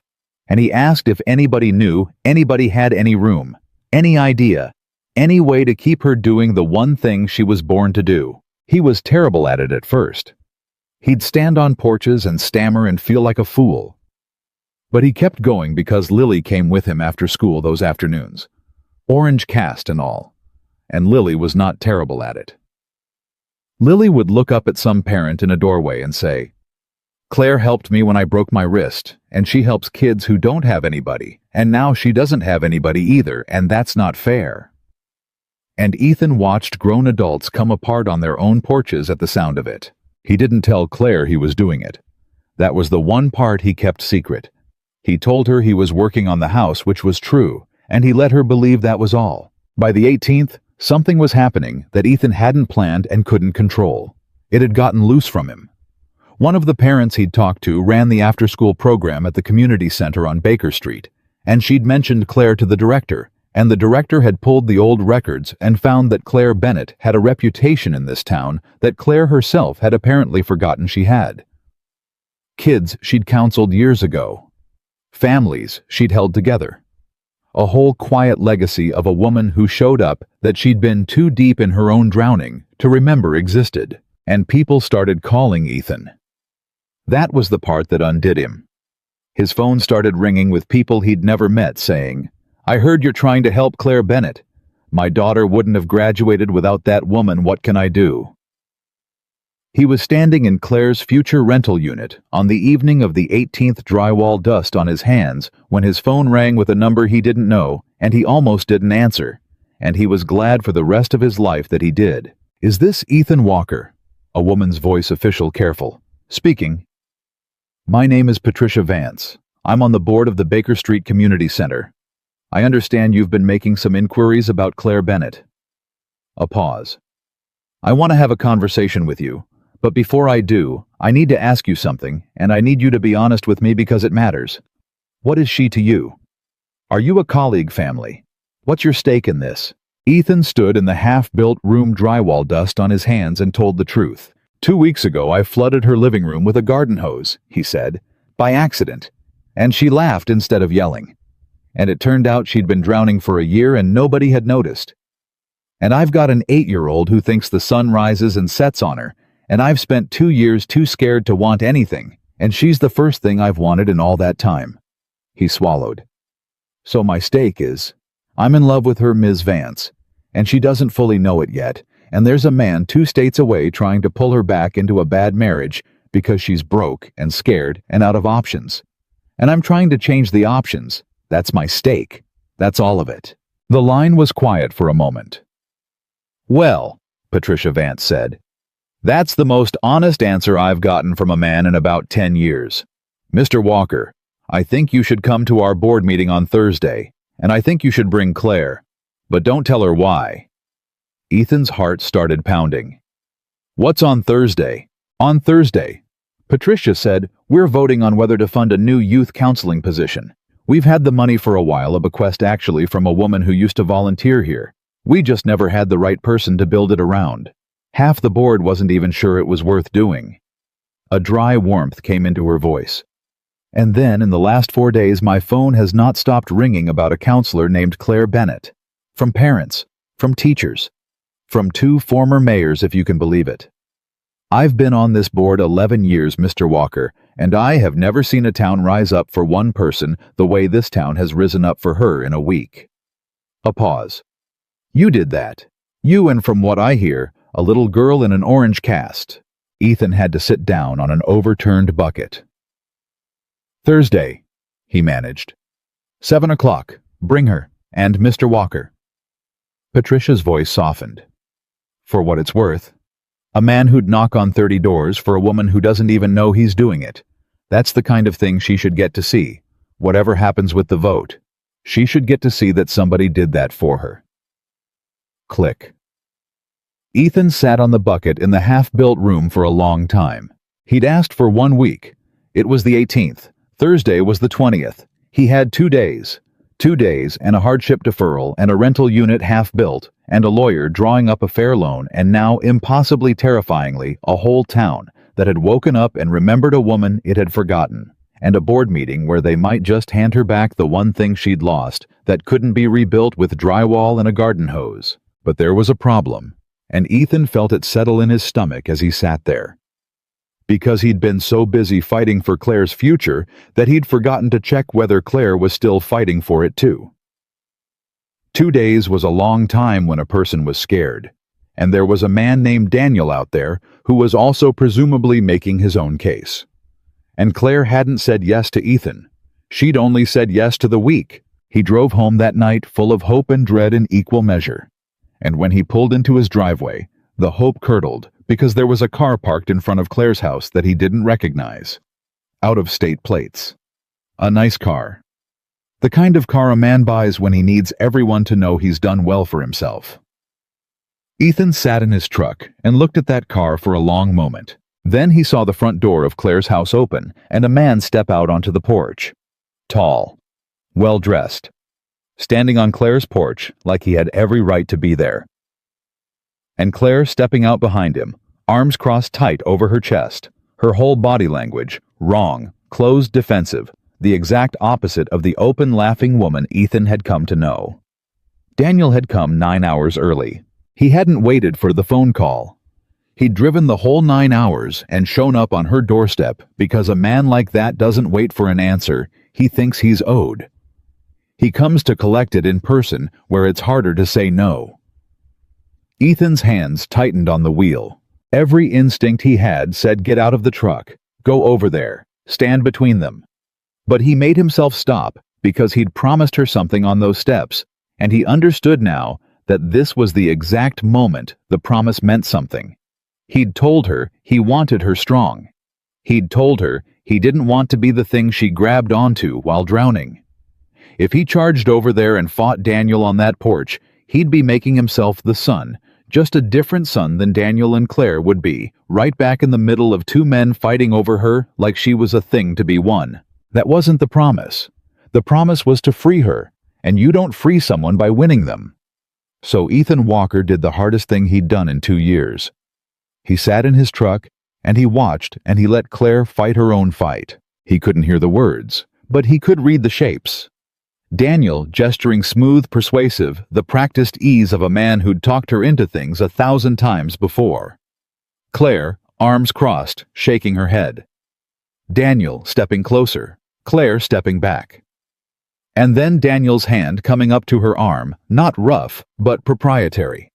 The touch of a man who thought her body was still his to reach for, and Ethan was out of the truck before he knew it, because there were promises, and there were lines, and a man putting his hands on a woman who'd stepped away from him was a line. But he didn't have to cross the yard, because Claire pulled her arm back hard, and her voice rose enough that it carried across the dark, and Ethan stopped at the edge of his own driveway and heard her say, clear as anything, "Don't touch me, Daniel. You don't get to touch me. You lost that a long time ago." Daniel said something Ethan couldn't hear, and Claire said louder, stronger than Ethan had ever heard her, "No, you listen to me for once in your life. You didn't drive 9 hours because you love me. You drove 9 hours because you heard I was down, and you have never in your life been able to stand the idea of me being okay without you. That's not love, Daniel. That's ownership. And I spent 2 years learning the difference, and I am not unlearning it in one night on my own front porch." Ethan stood frozen at the edge of his driveway. "I have a plan," Claire was saying, and her voice was shaking, but it wasn't breaking. It was the shake of someone standing their ground while terrified, which is the bravest kind of shaking there is. "I have a house I'm going to keep. I have a lawyer. I have a business I'm building. And I have—" She stopped, and Ethan's heart stopped with her. "I have people here who showed up for me. Do you understand that? While you were 9 hours away deciding when to come collect me, there were people here who showed up, who fixed my house and who fixed my house and asked for nothing. So no. The answer is no. It was always going to be no. I just needed to stop being scared long enough to say it." There was a long silence on the porch. Then Daniel said something low and cold, the smoothness gone out of it, and whatever it was, made Claire go still. And Ethan couldn't hear it, but he saw its effect. Saw Claire's arms tighten and her chin drop, saw the old fear come back into her body like a tide coming in. And he understood that Daniel had reached past all her defenses and found the one soft place he still knew how to press. Men like that always knew where it was. They spent the whole marriage mapping it, and Ethan, watching from the dark, realized that Claire had won the argument, but Daniel had just changed the game. Because a man who can't win with love will always reach for the thing that hurts. And whatever Daniel had just said, it had landed somewhere deep, and Claire's strength was draining out of her right there on the porch, and Ethan didn't know the words, but he knew the shape of what was happening. Daniel wasn't leaving. He was just getting started. What Daniel had said Ethan learned later was 7 words. Just 7. And they were the cruelest 7 words a man could have chosen because they were aimed at the exact wound Claire had spent 2 years trying to close. "Those kids were never really yours, Claire." That was it. That was the thing that drained the strength out of her body on the porch. Because Daniel knew, of course he knew he'd been married to her, he'd mapped every soft place that the deepest fear Claire Bennett carried was that her whole life's work was a kind of borrowing. That she poured herself into other people's children because she didn't have her own, because the marriage that was supposed to give her a family had given her nothing but a man who needed to be the center of everything. Daniel knew that every kid Claire had ever counseled eventually aged out, moved on, forgot her. And he knew that if he named it, those kids were never really yours. He could make her feel in one sentence, like the last 2 years had been a woman screaming into an empty room. And it worked. For about 90 seconds, it worked. Ethan watched from the dark as Claire's shoulders came down, and her chin dropped, and the fight went out of her. And Daniel pressed his advantage the way men like that always do. The second they smell weakness, stepping closer. His voice going soft and reasonable again, now that he'd found the knife. But Ethan couldn't hear the words. And so Ethan almost missed the moment everything turned, because a small figure came out onto Ethan's own porch, behind him in pajamas, one arm in an orange cast, having heard the raised voices through her bedroom window. "Dad," Lily said. "Why is a stranger yelling at Claire?" And that small, sleepy, frightened voice from his own porch is what broke Ethan's paralysis. Not Daniel's cruelty, his daughter's fear. He turned and crossed to Lily and crouched down and said, "It's okay, Bug. That's someone Claire used to know. Grown-up stuff. I need you to go back inside and I'll be right." "Is he going to make her leave?" Ethan stopped. "Claire," Lily said, and her lower lip was going the way it did right before the tears. "Is he here to make Claire leave? Because I heard you on the phone with the lawyer lady, and you said Claire might have to leave and I don't. Dad, I don't want her to leave. She's the only one who lets me talk about Mom." And there it was. Out of the mouth of an 8-year-old, the whole thing, the naked whole thing, the truth. Ethan had been dancing around for 2 weeks. He knelt on his porch and looked at his daughter's face and understood that this wasn't just his fight anymore. And it had never been just his. Lily had lost one woman she loved already. She was standing here in an orange cast begging her father not to let it happen twice. "No," Ethan said. "No, Bug. She's not leaving. Not if I have anything to say about it." "Then say something," Lily said. The exact words, though, she couldn't have known it that Claire had said to him on the flooded floor 2 weeks ago. "Then say something." Ethan stood up. He'd promised himself he'd let Claire fight her own fight. He'd believed sitting in that truck that charging over there would make him just another man trying to be her son. And maybe that was true. But there's a difference he understood now between fighting a woman's battle for her and standing next to her while she fights it. Between rescuing someone and refusing to let them stand alone. Daniel had gotten past her defenses by making her feel like nobody had ever really been hers. The answer to that wasn't to fight Daniel. The answer was to prove him wrong. "Come on," Ethan said, and he took his daughter's good hand. And Ethan Walker walked across the dark yard toward Claire's porch. Not fast, not angry, his 8-year-old daughter in her pajamas and orange cast walking beside him. And Daniel turned at the sound of them coming, and Ethan watched the man's face do a quick, ugly recalculation. "Can I help you?" Daniel said. Smooth. Territorial. "No," Ethan said. "I'm not here for you." He looked past Daniel to Claire, whose eyes had come up and locked onto his and onto Lily's, and whose face was doing something complicated and desperate. "Claire, my daughter couldn't sleep. She heard the voices. She's got something she wants to say to you, and I told her she could say it. That's all. That's the only reason I'm over here." Claire's mouth opened. Ethan crouched down beside Lily. "Go ahead, Bug. Tell her what you told me."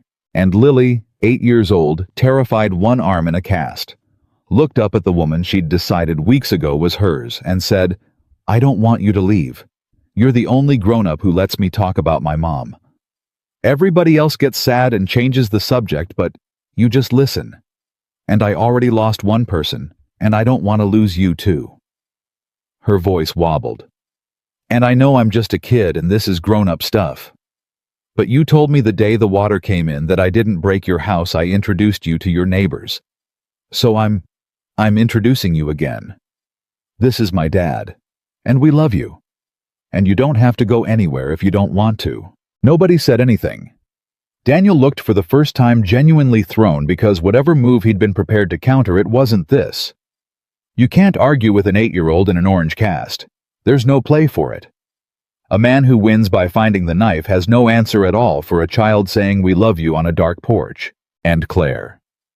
Claire came apart. But it was a different coming apart than any Ethan had seen from her. Not the grief on the floor, not the loneliness on the steps, not the old fear Daniel had dragged up out of her 90 seconds ago. This was the coming apart of a woman being handed out loud, in words the exact thing a man had just told her she'd never really had. Those kids were never really yours. And here was a kid saying, "You're mine," saying, "We love you," saying, "You don't have to go." Claire dropped to her knees on her own porch and pulled Lily into her cast and all, and held on. "You didn't lose me," Claire said into the little girl's hair fierce wet. "You hear me? You did not lose me. I'm not going anywhere. I promise you. I promise." And over Lily's head kneeling on the porch, Claire looked up at Ethan and then she looked at Daniel. And Ethan watched the last of the old fear burn out of her eyes, and something else take its place. Something settled. Something decided. She stood up, keeping Lily against her side, one hand on the girl's shoulder, and she faced Daniel with a steadiness Ethan had never seen in her. "You said those kids were never really mine," Claire said. Her voice didn't shake now. "And for about a minute out here you almost had me. Because that's the fear, right? That's the one you always knew how to press. That everything I love is borrowed, and everyone I help eventually leaves, and at the end of it, I'll be standing in an empty room, having given my whole life to people who forgot me." She pulled Lily a little closer. "But you drove 9 hours to tell me that. And in the 2 weeks it took you to decide when to come collect me, this child right here decided I was hers, without anybody asking her to. So you're wrong, Daniel. You've been wrong about me for years, and you just proved it standing on my porch. The kids were always real. The love was always real. The only thing that was never real was you and me." Daniel's jaw worked. The smoothness was entirely gone now. "You're going to lose this house," he said. And the cruelty was bare and open. Now no charm left over it. "You know that. You've got no job, no income, and a mortgage you can't touch. You can play house with the handyman and his kid all you want, but in 6 weeks, the bank takes it, and then what? You'll be exactly where you were when I called. Except you'll have wasted your last chance." 90 days, Ethan said. Daniel turned. "Hardship deferral," Ethan said evenly. "She qualifies. The bank didn't mention it because the bank doesn't make money mentioning it, but it's real, and it's filed as of this morning. So it's not 6 weeks. It's 90 days. And in 90 days, she'll have a rental unit generating income. Upstairs permits are in. I'm building it myself. It's half-framed already. And a signed notarized business loan that covers materials that she pays back out of rent at interest like an adult because she doesn't need to be rescued. She needs a fair shot, and now she's got one." He didn't raise his voice. He didn't need to. "You came here thinking she had 2 doors, Daniel. Sell the house or lose it. Go back to you or go broke. And you were counting on her being too scared and too tired to look for a 3rd door. But I fix houses for a living, and there's always a 3rd door. Always. You just have to know how to look for it." The porch was silent, and then because the universe has a sense of timing, headlights swung into the street. And another car. And another. Ethan hadn't planned it. He swore later that he hadn't planned it, that it was pure coincidence that Patricia Vance had simply told 2 board members, and they'd told others, and word had gotten around that Claire Bennett's ex-husband had rolled into town, and this town that had woken up in the space of a week, and remembered a woman it had forgotten, was not about to let her face him alone. It was Patricia Vance's car in front. She got out, 60-some years old, no nonsense. And behind her a young man in his 20s who Ethan didn't recognize, but who Claire clearly did because Claire made a sound when she saw him.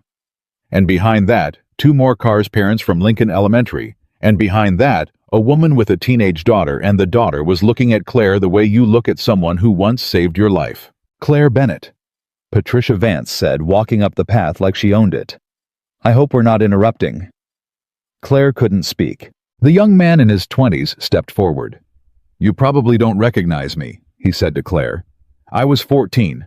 Foster placement fell through. I was about to age into the system with nothing, and you sat with me for a year and told me I wasn't a lost cause, even when everybody else had a file that said I was." He glanced at Daniel, then back to Claire. I'm in my second year of nursing school now. I heard you were in trouble. I drove 3 hours to stand on your porch tonight because you spent a year making sure I didn't fall through. So, he shrugged and his voice cracked. Here I am, not falling through, because of you. Claire put her hand over her mouth. Those kids were never really yours. Ethan heard the words in his memory and watched them die one by one on that porch, as the proof of how wrong they were kept climbing out of cars and walking up the path. A woman whose daughter graduated. A father whose son got clean. A former mayor who really did show up, an old man in a windbreaker, who shook Claire's hand and said, "My granddaughter, 8 years ago, you know the one." And Claire, who had spent a year convinced she'd been screaming into an empty room, stood on her grandmother's porch and watched the room fill up with everyone who'd heard her. Daniel stood in the middle of it, and Ethan almost felt something like pity, watching a man realize he'd driven 9 hours to a battle that was already lost before he arrived. He'd come to collect a woman he thought was alone. And she wasn't alone. She'd never been alone. She'd just forgotten. "I think," Patricia Vance said, turning to Daniel with the polite lethality of a woman who'd chaired 1,000 contentious meetings, "that you have a long drive ahead of you, and I think Ms. Bennett has a board meeting to attend on Thursday, where, and I probably shouldn't say this in front of her, but the cat seems to be leaving the bag on its own tonight, where I have every confidence she's going to be offered a position building a youth counseling program from the ground up, fully funded, permanent, hers." She smiled without warmth at Daniel. "So, I don't believe she'll be needing whatever it is you drove all this way to offer. But it was good of you to come. Long trip. Do drive safe." It was masterful. Ethan wanted to applaud. Daniel looked around the porch, the yard, the faces, and Ethan watched a man do the math and come up empty. There was nothing left to press. No knife left to find. Every soft place he'd mapped over years of marriage had just been filled in the space of 10 minutes, by a town and a child and a plan he hadn't seen coming. He straightened his jacket. He tried one last time to find the smoothness, and it came out hollow. "You'll regret this," he said to Claire. "No," Claire said. "I regretted the other thing, for 2 years. This..." She looked around at the porch full of people, at Ethan, at Lily against her side. "This I'm going to be grateful for every day of my life. Goodbye, Daniel. Drive safe. Patricia's right about that part at least." And Daniel left. He walked to his nice car with the out-of-state plates, and he drove away into the dark. 9 hours the way he'd come, and the whole porch watched him go, and nobody said anything until his taillights turned the corner and were gone. And then the porch full of people let out a breath altogether, and somebody laughed and somebody else started crying.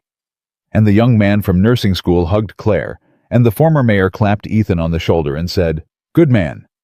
And for a few minutes, Claire's grandmother's porch was the fullest, warmest, most alive it had been since the old woman died, and Ethan stood at the edge of it and watched Claire in the middle of all those people who'd come for her, and he thought his chest might actually crack open. It took a while for everyone to leave.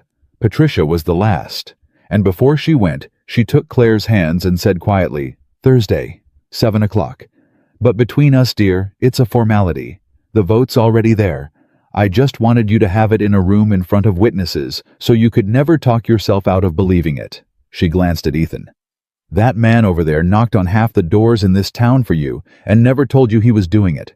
Made his little girl the closer from what I hear, though I suspect she volunteered." A dry smile. "Whatever's happening between you two, Claire, don't be scared of it.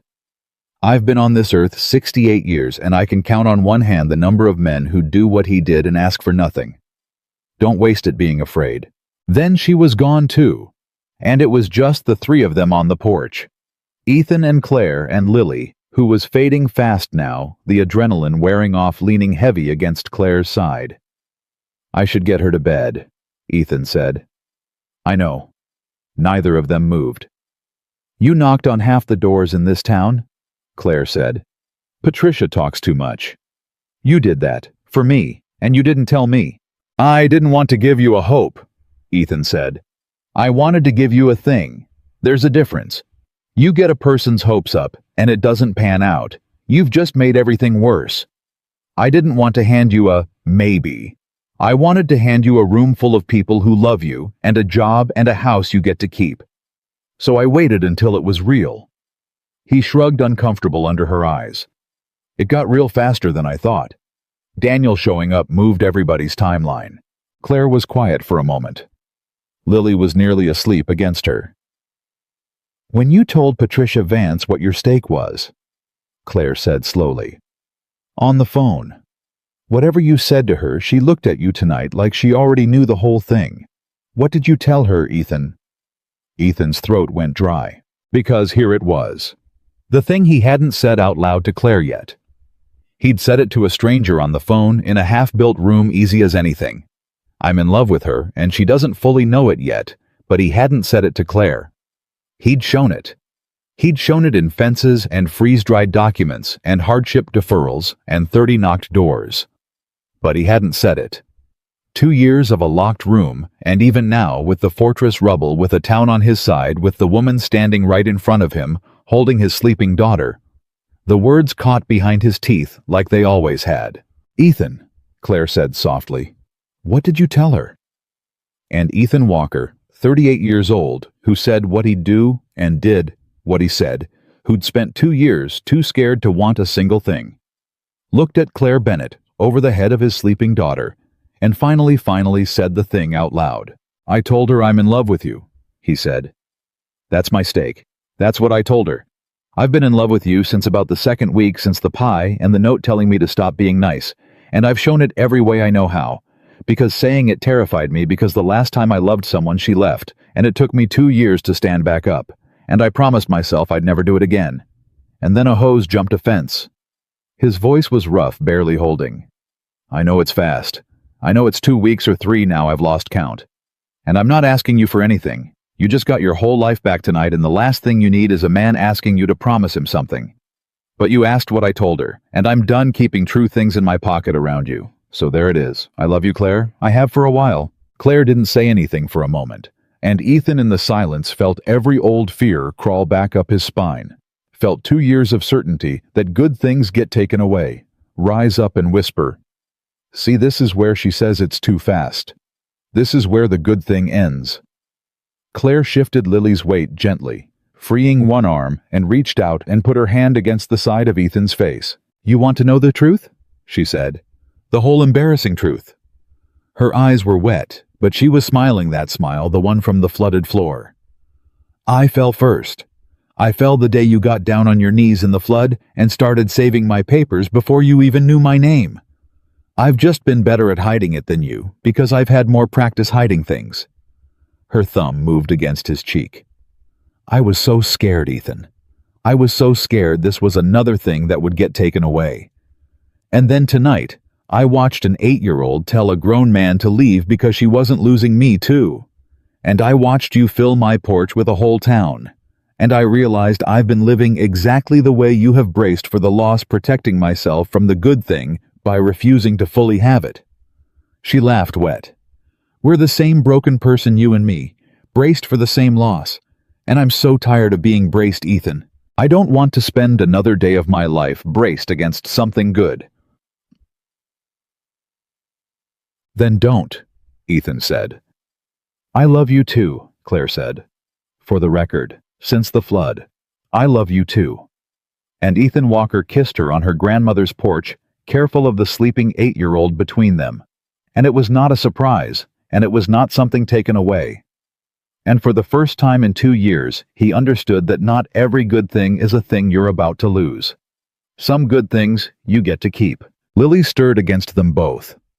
Half woke, registered in her sleepy way that the 2 adults she loved most in the world were exactly where she wanted them, and murmured, "Finally," and went back to sleep. And Claire laughed into Ethan's shoulder, and Ethan laughed too, that rusty, unpracticed laugh that was getting less rusty every day.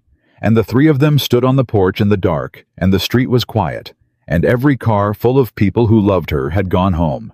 And the house Claire was going to keep, stood solid and warm behind them. There were still 2 days until Thursday. There was still a board meeting and a vote and a rental unit to finish, and a hardship deferral working its way through a bank, and a whole life to build out of the rubble of 2 people's fortresses. It wasn't finished. Ethan knew better than anyone that a house is 100 small failures held together by somebody who cares enough to catch them. There'd be more failures. There always were.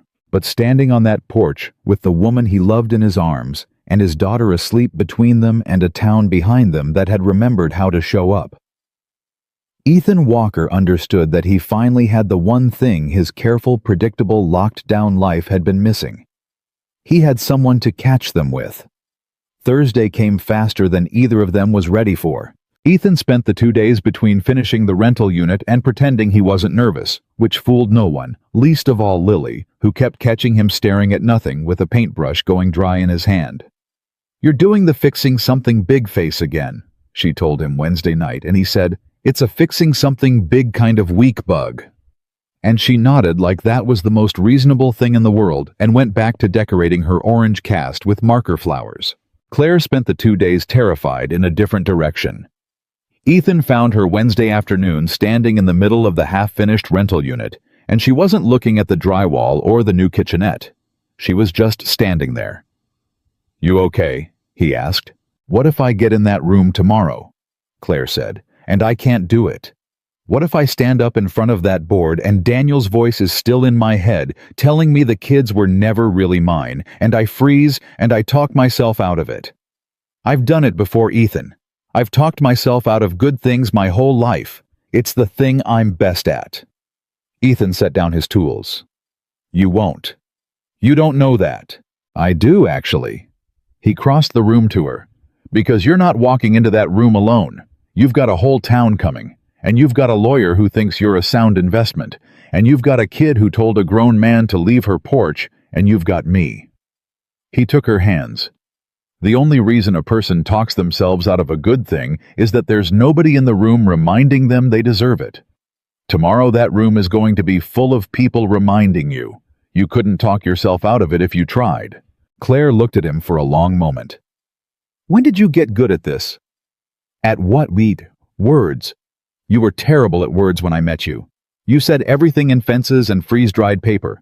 Now you're standing in a half-built room saying the exact right thing." Ethan almost smiled. "I had a good teacher. She left notes under my door telling me true things until I learned how to say them out loud." The board meeting was at 7, and by 6:45 the room at the Baker Street Community Center was full. Not board meeting full. People standing along the back wall. The young man from nursing school. The former mayor in his windbreaker. Parents from Lincoln Elementary. The teenage girl and her mother. Word had traveled the same way it had traveled the week before, town to town, door to door. And half of them weren't even on the agenda, they'd just come to be in the room. Patricia Vance took one look at the crowd and leaned over to Claire and murmured, "In 11 years I have never had to turn people away from a vote on a budget line. You've got a gift, dear. People remember you." Claire's hands were shaking. Ethan sat beside her in the second row with Lily on his other side, and he reached over and took Claire's hand under the table and held it. And when the board called the item, the funding of a new permanent youth counseling position, and asked if the candidate wished to say a few words, Claire stood up, and for one terrible second, Ethan watched Daniel's ghost cross her face. Then she looked out at the room. At all of them. And Claire Bennett found her voice. She didn't have notes. She just talked. She talked about the kids who fall through the ones nobody's job to remember the ones who bounce between systems until they age out with nothing. She talked about what it means to be the one person who keeps the file, who remembers, who tells a 14-year-old he isn't a lost cause, even when the paperwork says he is. She looked right at the young man from nursing school when she said it, and he nodded, and half the room was already crying. And then she said something Ethan hadn't heard her say before, something that made him grip Lily's hand a little tighter. 2 weeks ago, Claire said, somebody told me those kids were never really mine, and for about a minute I believed him, because that's the fear every person in this work carries, that we're pouring ourselves into children who'll grow up and forget us, that at the end of it we'll be standing in an empty room. She steadied. And then, a room, exactly like this one, filled up with people I thought had forgotten me. And I understood that I'd had it backwards my whole life. You don't do this work to be remembered. You do it so that a kid 20 years from now, standing at the worst moment of their own life, hears a voice that says, "You are not a lost cause," and it's your voice coming out of their mouth, keeping some other kid from falling through. That's not borrowing. That's the opposite of borrowing. That's the only thing any of us really gets to keep. She looked at the board. I would be honored to build this program. I know exactly how to do it. I've been doing it my whole life. I just needed a room to remind me I was allowed to. The vote was unanimous. It wasn't close. Patricia hadn't been exaggerating. It was a formality. But Ethan watched Claire's face when the last hand went up, and he understood that Patricia had been right about the other thing too. Claire needed to hear it in a room out loud, in front of witnesses, so she could never talk herself out of believing it. She sat down after the vote and put her face in her hands, and Ethan pulled her into his side, and Lily patted her arm with the orange cast and said, "See? I told you. You're ours." And Claire laughed through the tears, and the whole room applauded, and it was done. She had a job. A permanent funded real job building the exact thing she was born to build in the town she'd come home to, 10 feet from the man she loved. The 90-day deferral gave them room to breathe, and the rental unit came together fast after that. Ethan finished the framing the following week, and a graduate student from the university took the upstairs by the end of the month, quiet, tidy, paid on time, and the rent covered the deferred mortgage with margin to spare. Claire paid Ethan back the materials loan out of the first 4 months of rent on paper at the fair interest Renata had written into the contract, and she made him sign the receipt each time. And every time she did it, she'd say, "Because I'm not a woman who needs rescuing, Ethan Walker." And every time he'd say, "No, ma'am, you never were." And every time it was a little more of a joke and a little less of a wound. The house was safe. Claire got to keep it. Her grandmother's house with all its memories, the ones that had hurt too much to sit in. And here was the strange thing Ethan noticed as the weeks turned into months. The rooms that had hurt Claire the most started to hurt less because they started to fill up with new things. The room where her grandmother used to sit became the room where Lily did homework. The kitchen where Claire had once eaten dinner alone became the kitchen where 3 people ate dinner most nights, because somewhere in there it had stopped being a question of whose house, and the 2 houses 10 feet apart had quietly become one home with a fence in the middle that nobody bothered to fix. The freeze-dried case files came back at 70%, and Claire built the new program's first records around what survived. And she told Ethan one night that half the kids in those files were the first kids she reached out to when the Baker Street program opened its doors. The ones who'd fallen through once. She found them again. Ethan flooded those files by accident with a garden hose, and in trying to save them, he'd ended up saving her, and in saving her, she'd ended up saving them a second time. And Ethan thought sometimes about the order of it, about how you can't ever really see the order while you're in it. There's an order to everything he'd told Lily the morning it all started. You do it out of order, you make a mess. He'd been so sure of that. And it turned out the biggest good thing of his whole life had come out of the biggest mess in exactly the wrong order from a mistake he'd have given anything to take back in the moment it happened. He thought about Daniel sometimes too, not with anger anymore. Daniel had driven 9 hours to collect a woman he thought was alone and drowning, and he'd driven 9 hours home, having watched a whole town prove him wrong. And wherever he was now, Ethan hoped he'd learned the thing Claire had learned, and he never had that. You can't own a person, and the ones who try end up with nothing, and the ones who show up and ask for nothing end up with everything. Daniel had needed to be the son, and Ethan had watched Claire choose freely. A life where nobody was the son, where 2 people just stood next to each other in the same light. That was the whole difference. That had always been the whole difference. They didn't rush the rest of it. That was the one thing they both agreed on without ever really discussing it. They'd both been broken by things that moved too fast in the wrong direction, and they were in no hurry to move fast in the right one. Ethan didn't propose that first year. He wanted Claire to have a full year of standing on her own 2 feet first, her own job, her own house, her own paid-back loan, because he'd promised her on a dark porch that he'd never be the thing she grabbed onto while drowning, that he wanted her strong, and he meant to keep every word of it. So they took their time. Dinners. Notes still sometimes slid under doors, even though the doors were 10 feet apart, and they saw each other every day because the notes had become theirs, a private language, a thing that was just for them. And Lily bloomed. That was the part Ethan watched most closely. The part that would have stopped him cold if it had gone wrong, and it didn't go wrong. Lily got to talk about her mother out loud finally, because Claire had shown her it was allowed, and slowly the grief that his daughter had been carrying quietly to protect him came out into the open where it could be smaller. Ethan learned to sit in it with her. He learned that letting his daughter see him miss things, hurt over things, didn't break him and didn't break her. It did the opposite. The exact thing Claire had promised on the porch months before. Lily learned that the people who love you are allowed to hurt, and that they'll stay anyway, and that's a lesson worth more than almost any other a kid can get.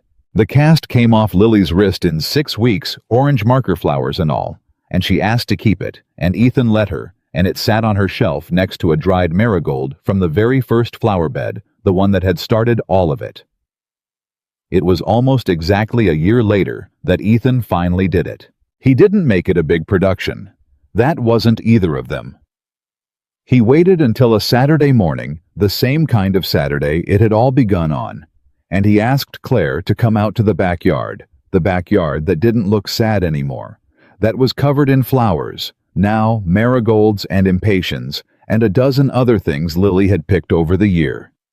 And he'd set the garden hose out on the grass, the same old hose, the one Claire had once packed in a box, because she said it was the only thing in her house that had ever brought her happiness. "What's this?" Claire said, looking at the hose. "Full circle," Ethan said. His hands were shaking, and he didn't try to hide it because he'd learned a year ago to stop keeping true things in his pocket. "A year ago I stepped on this thing and flooded your living room and ruined 2 years of your work and met the best thing that ever happened to me all in about 30 seconds. And I've been trying to figure out the right way to say something ever since, and there isn't one. There's no way to make this make sense, so I'm just going to say it the way you taught me. Plain. Out loud. True." He got down on one knee in the flowers, and Lily came around the corner of the house right on cue. She was in on it. She'd been in on it for weeks. She'd helped him pick the ring, and Claire's hand went to her mouth. "I spent 2 years," Ethan said, certain that every good thing was a thing I was about to lose. "And then you flooded into my life by accident, and you taught me the one thing I never believed. That some good things you get to keep. I want to keep this one, Claire. You and Lily, and this house, and the fence, nobody fixes, and the notes under the door and all of it. Every day, for the rest of my life." His voice broke and he let it. "Marry me. Not because either of us needs rescuing. We proved we don't. Marry me because we're strong, and we chose each other free, and I want to stand next to you in the same light until they put me in the ground. Marry me, Claire." Claire was crying and laughing at the same time, the way she had on the flooded floor a year before, and she said, "You know what the worst part is?" "What?" "I fell first. I fell a year ago on my own living room floor, and I've been waiting for you to catch up this whole time." She pulled him to his feet. "Yes. Yes, of course it's yes. It was always going to be yes. I just needed a room to remind you you were allowed to," Ethan said. "I was going to say I needed you to ask," Claire said, laughing, "but yours is better." And then, because the universe has a sense of humor about men who plan things, Lily, who had been standing off to the side vibrating with the effort of keeping a secret for 3 weeks, picked up the garden hose. "Lily," Ethan said. "Bug. No." "Now we're really even," Lily announced and turned the spigot, and the water came on, and Lily sprayed both of them. Her father and her Claire standing in the flowers in the backyard that used to be the saddest one on the street, and Claire shrieked and Ethan laughed and grabbed for the hose and missed, and the 3 of them ended up soaked to the skin in the sunshine exactly the way it had all started, except this time nobody was a stranger, and nobody was drowning, and nobody was about to be taken away. Claire wiped the water off her face, still laughing, and looked at the little girl holding the hose, and said the same words she'd said a year before on that first flooded afternoon, The words that had cracked Ethan Walker's fortress open before either of them knew what was happening. "Well," Claire said, "I guess this is one way to say yes." They got married the next spring in the backyard, under the flowers, and the whole town came, the ones who'd filled the porch, the ones who'd filled the boardroom, the young man from nursing school, who was a nurse, now the teenage girl who was in college, dozens of kids and grown-up kids whose files Claire had kept, whose lives she'd caught before they fell through. Patricia Vance cried. The former mayor wore the same windbreaker. Lily was the flower girl, and threw marigold petals with the enthusiasm of a kid who had personally lobbied for the whole event. And when the officiant asked if anyone knew any reason these two should not be joined, somebody in the back called out, "Only that it took him a whole year to ask." And the entire backyard laughed, and Ethan laughed too, that laugh that wasn't rusty anymore at all. Ethan Walker had built his whole life once around never being surprised again. Around the certainty that good things get taken away, that the safe move is to want nothing, that a man survives by pulling the blinds down and keeping the world at fence length. He'd believed it completely. He'd have gone to his grave believing it. And then a hose jumped a fence. He stood at the front of his own backyard, the sad backyard that wasn't sad anymore, and watched Claire come toward him through a crowd of every person she'd ever saved, and every person who'd saved her back. And he understood finally, and all the way down, the thing it had taken him 40 years and one accident to learn. The people who enter our lives by accident are sometimes the ones who show us the way home, not the plan, not the safe move, not the careful, predictable, locked-down life. The accident, the mistake.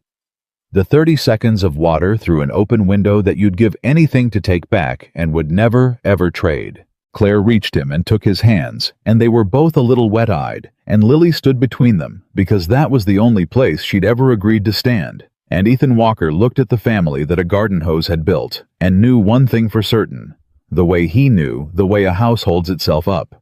Some good things you get to keep, and this one he was keeping for the rest of his life.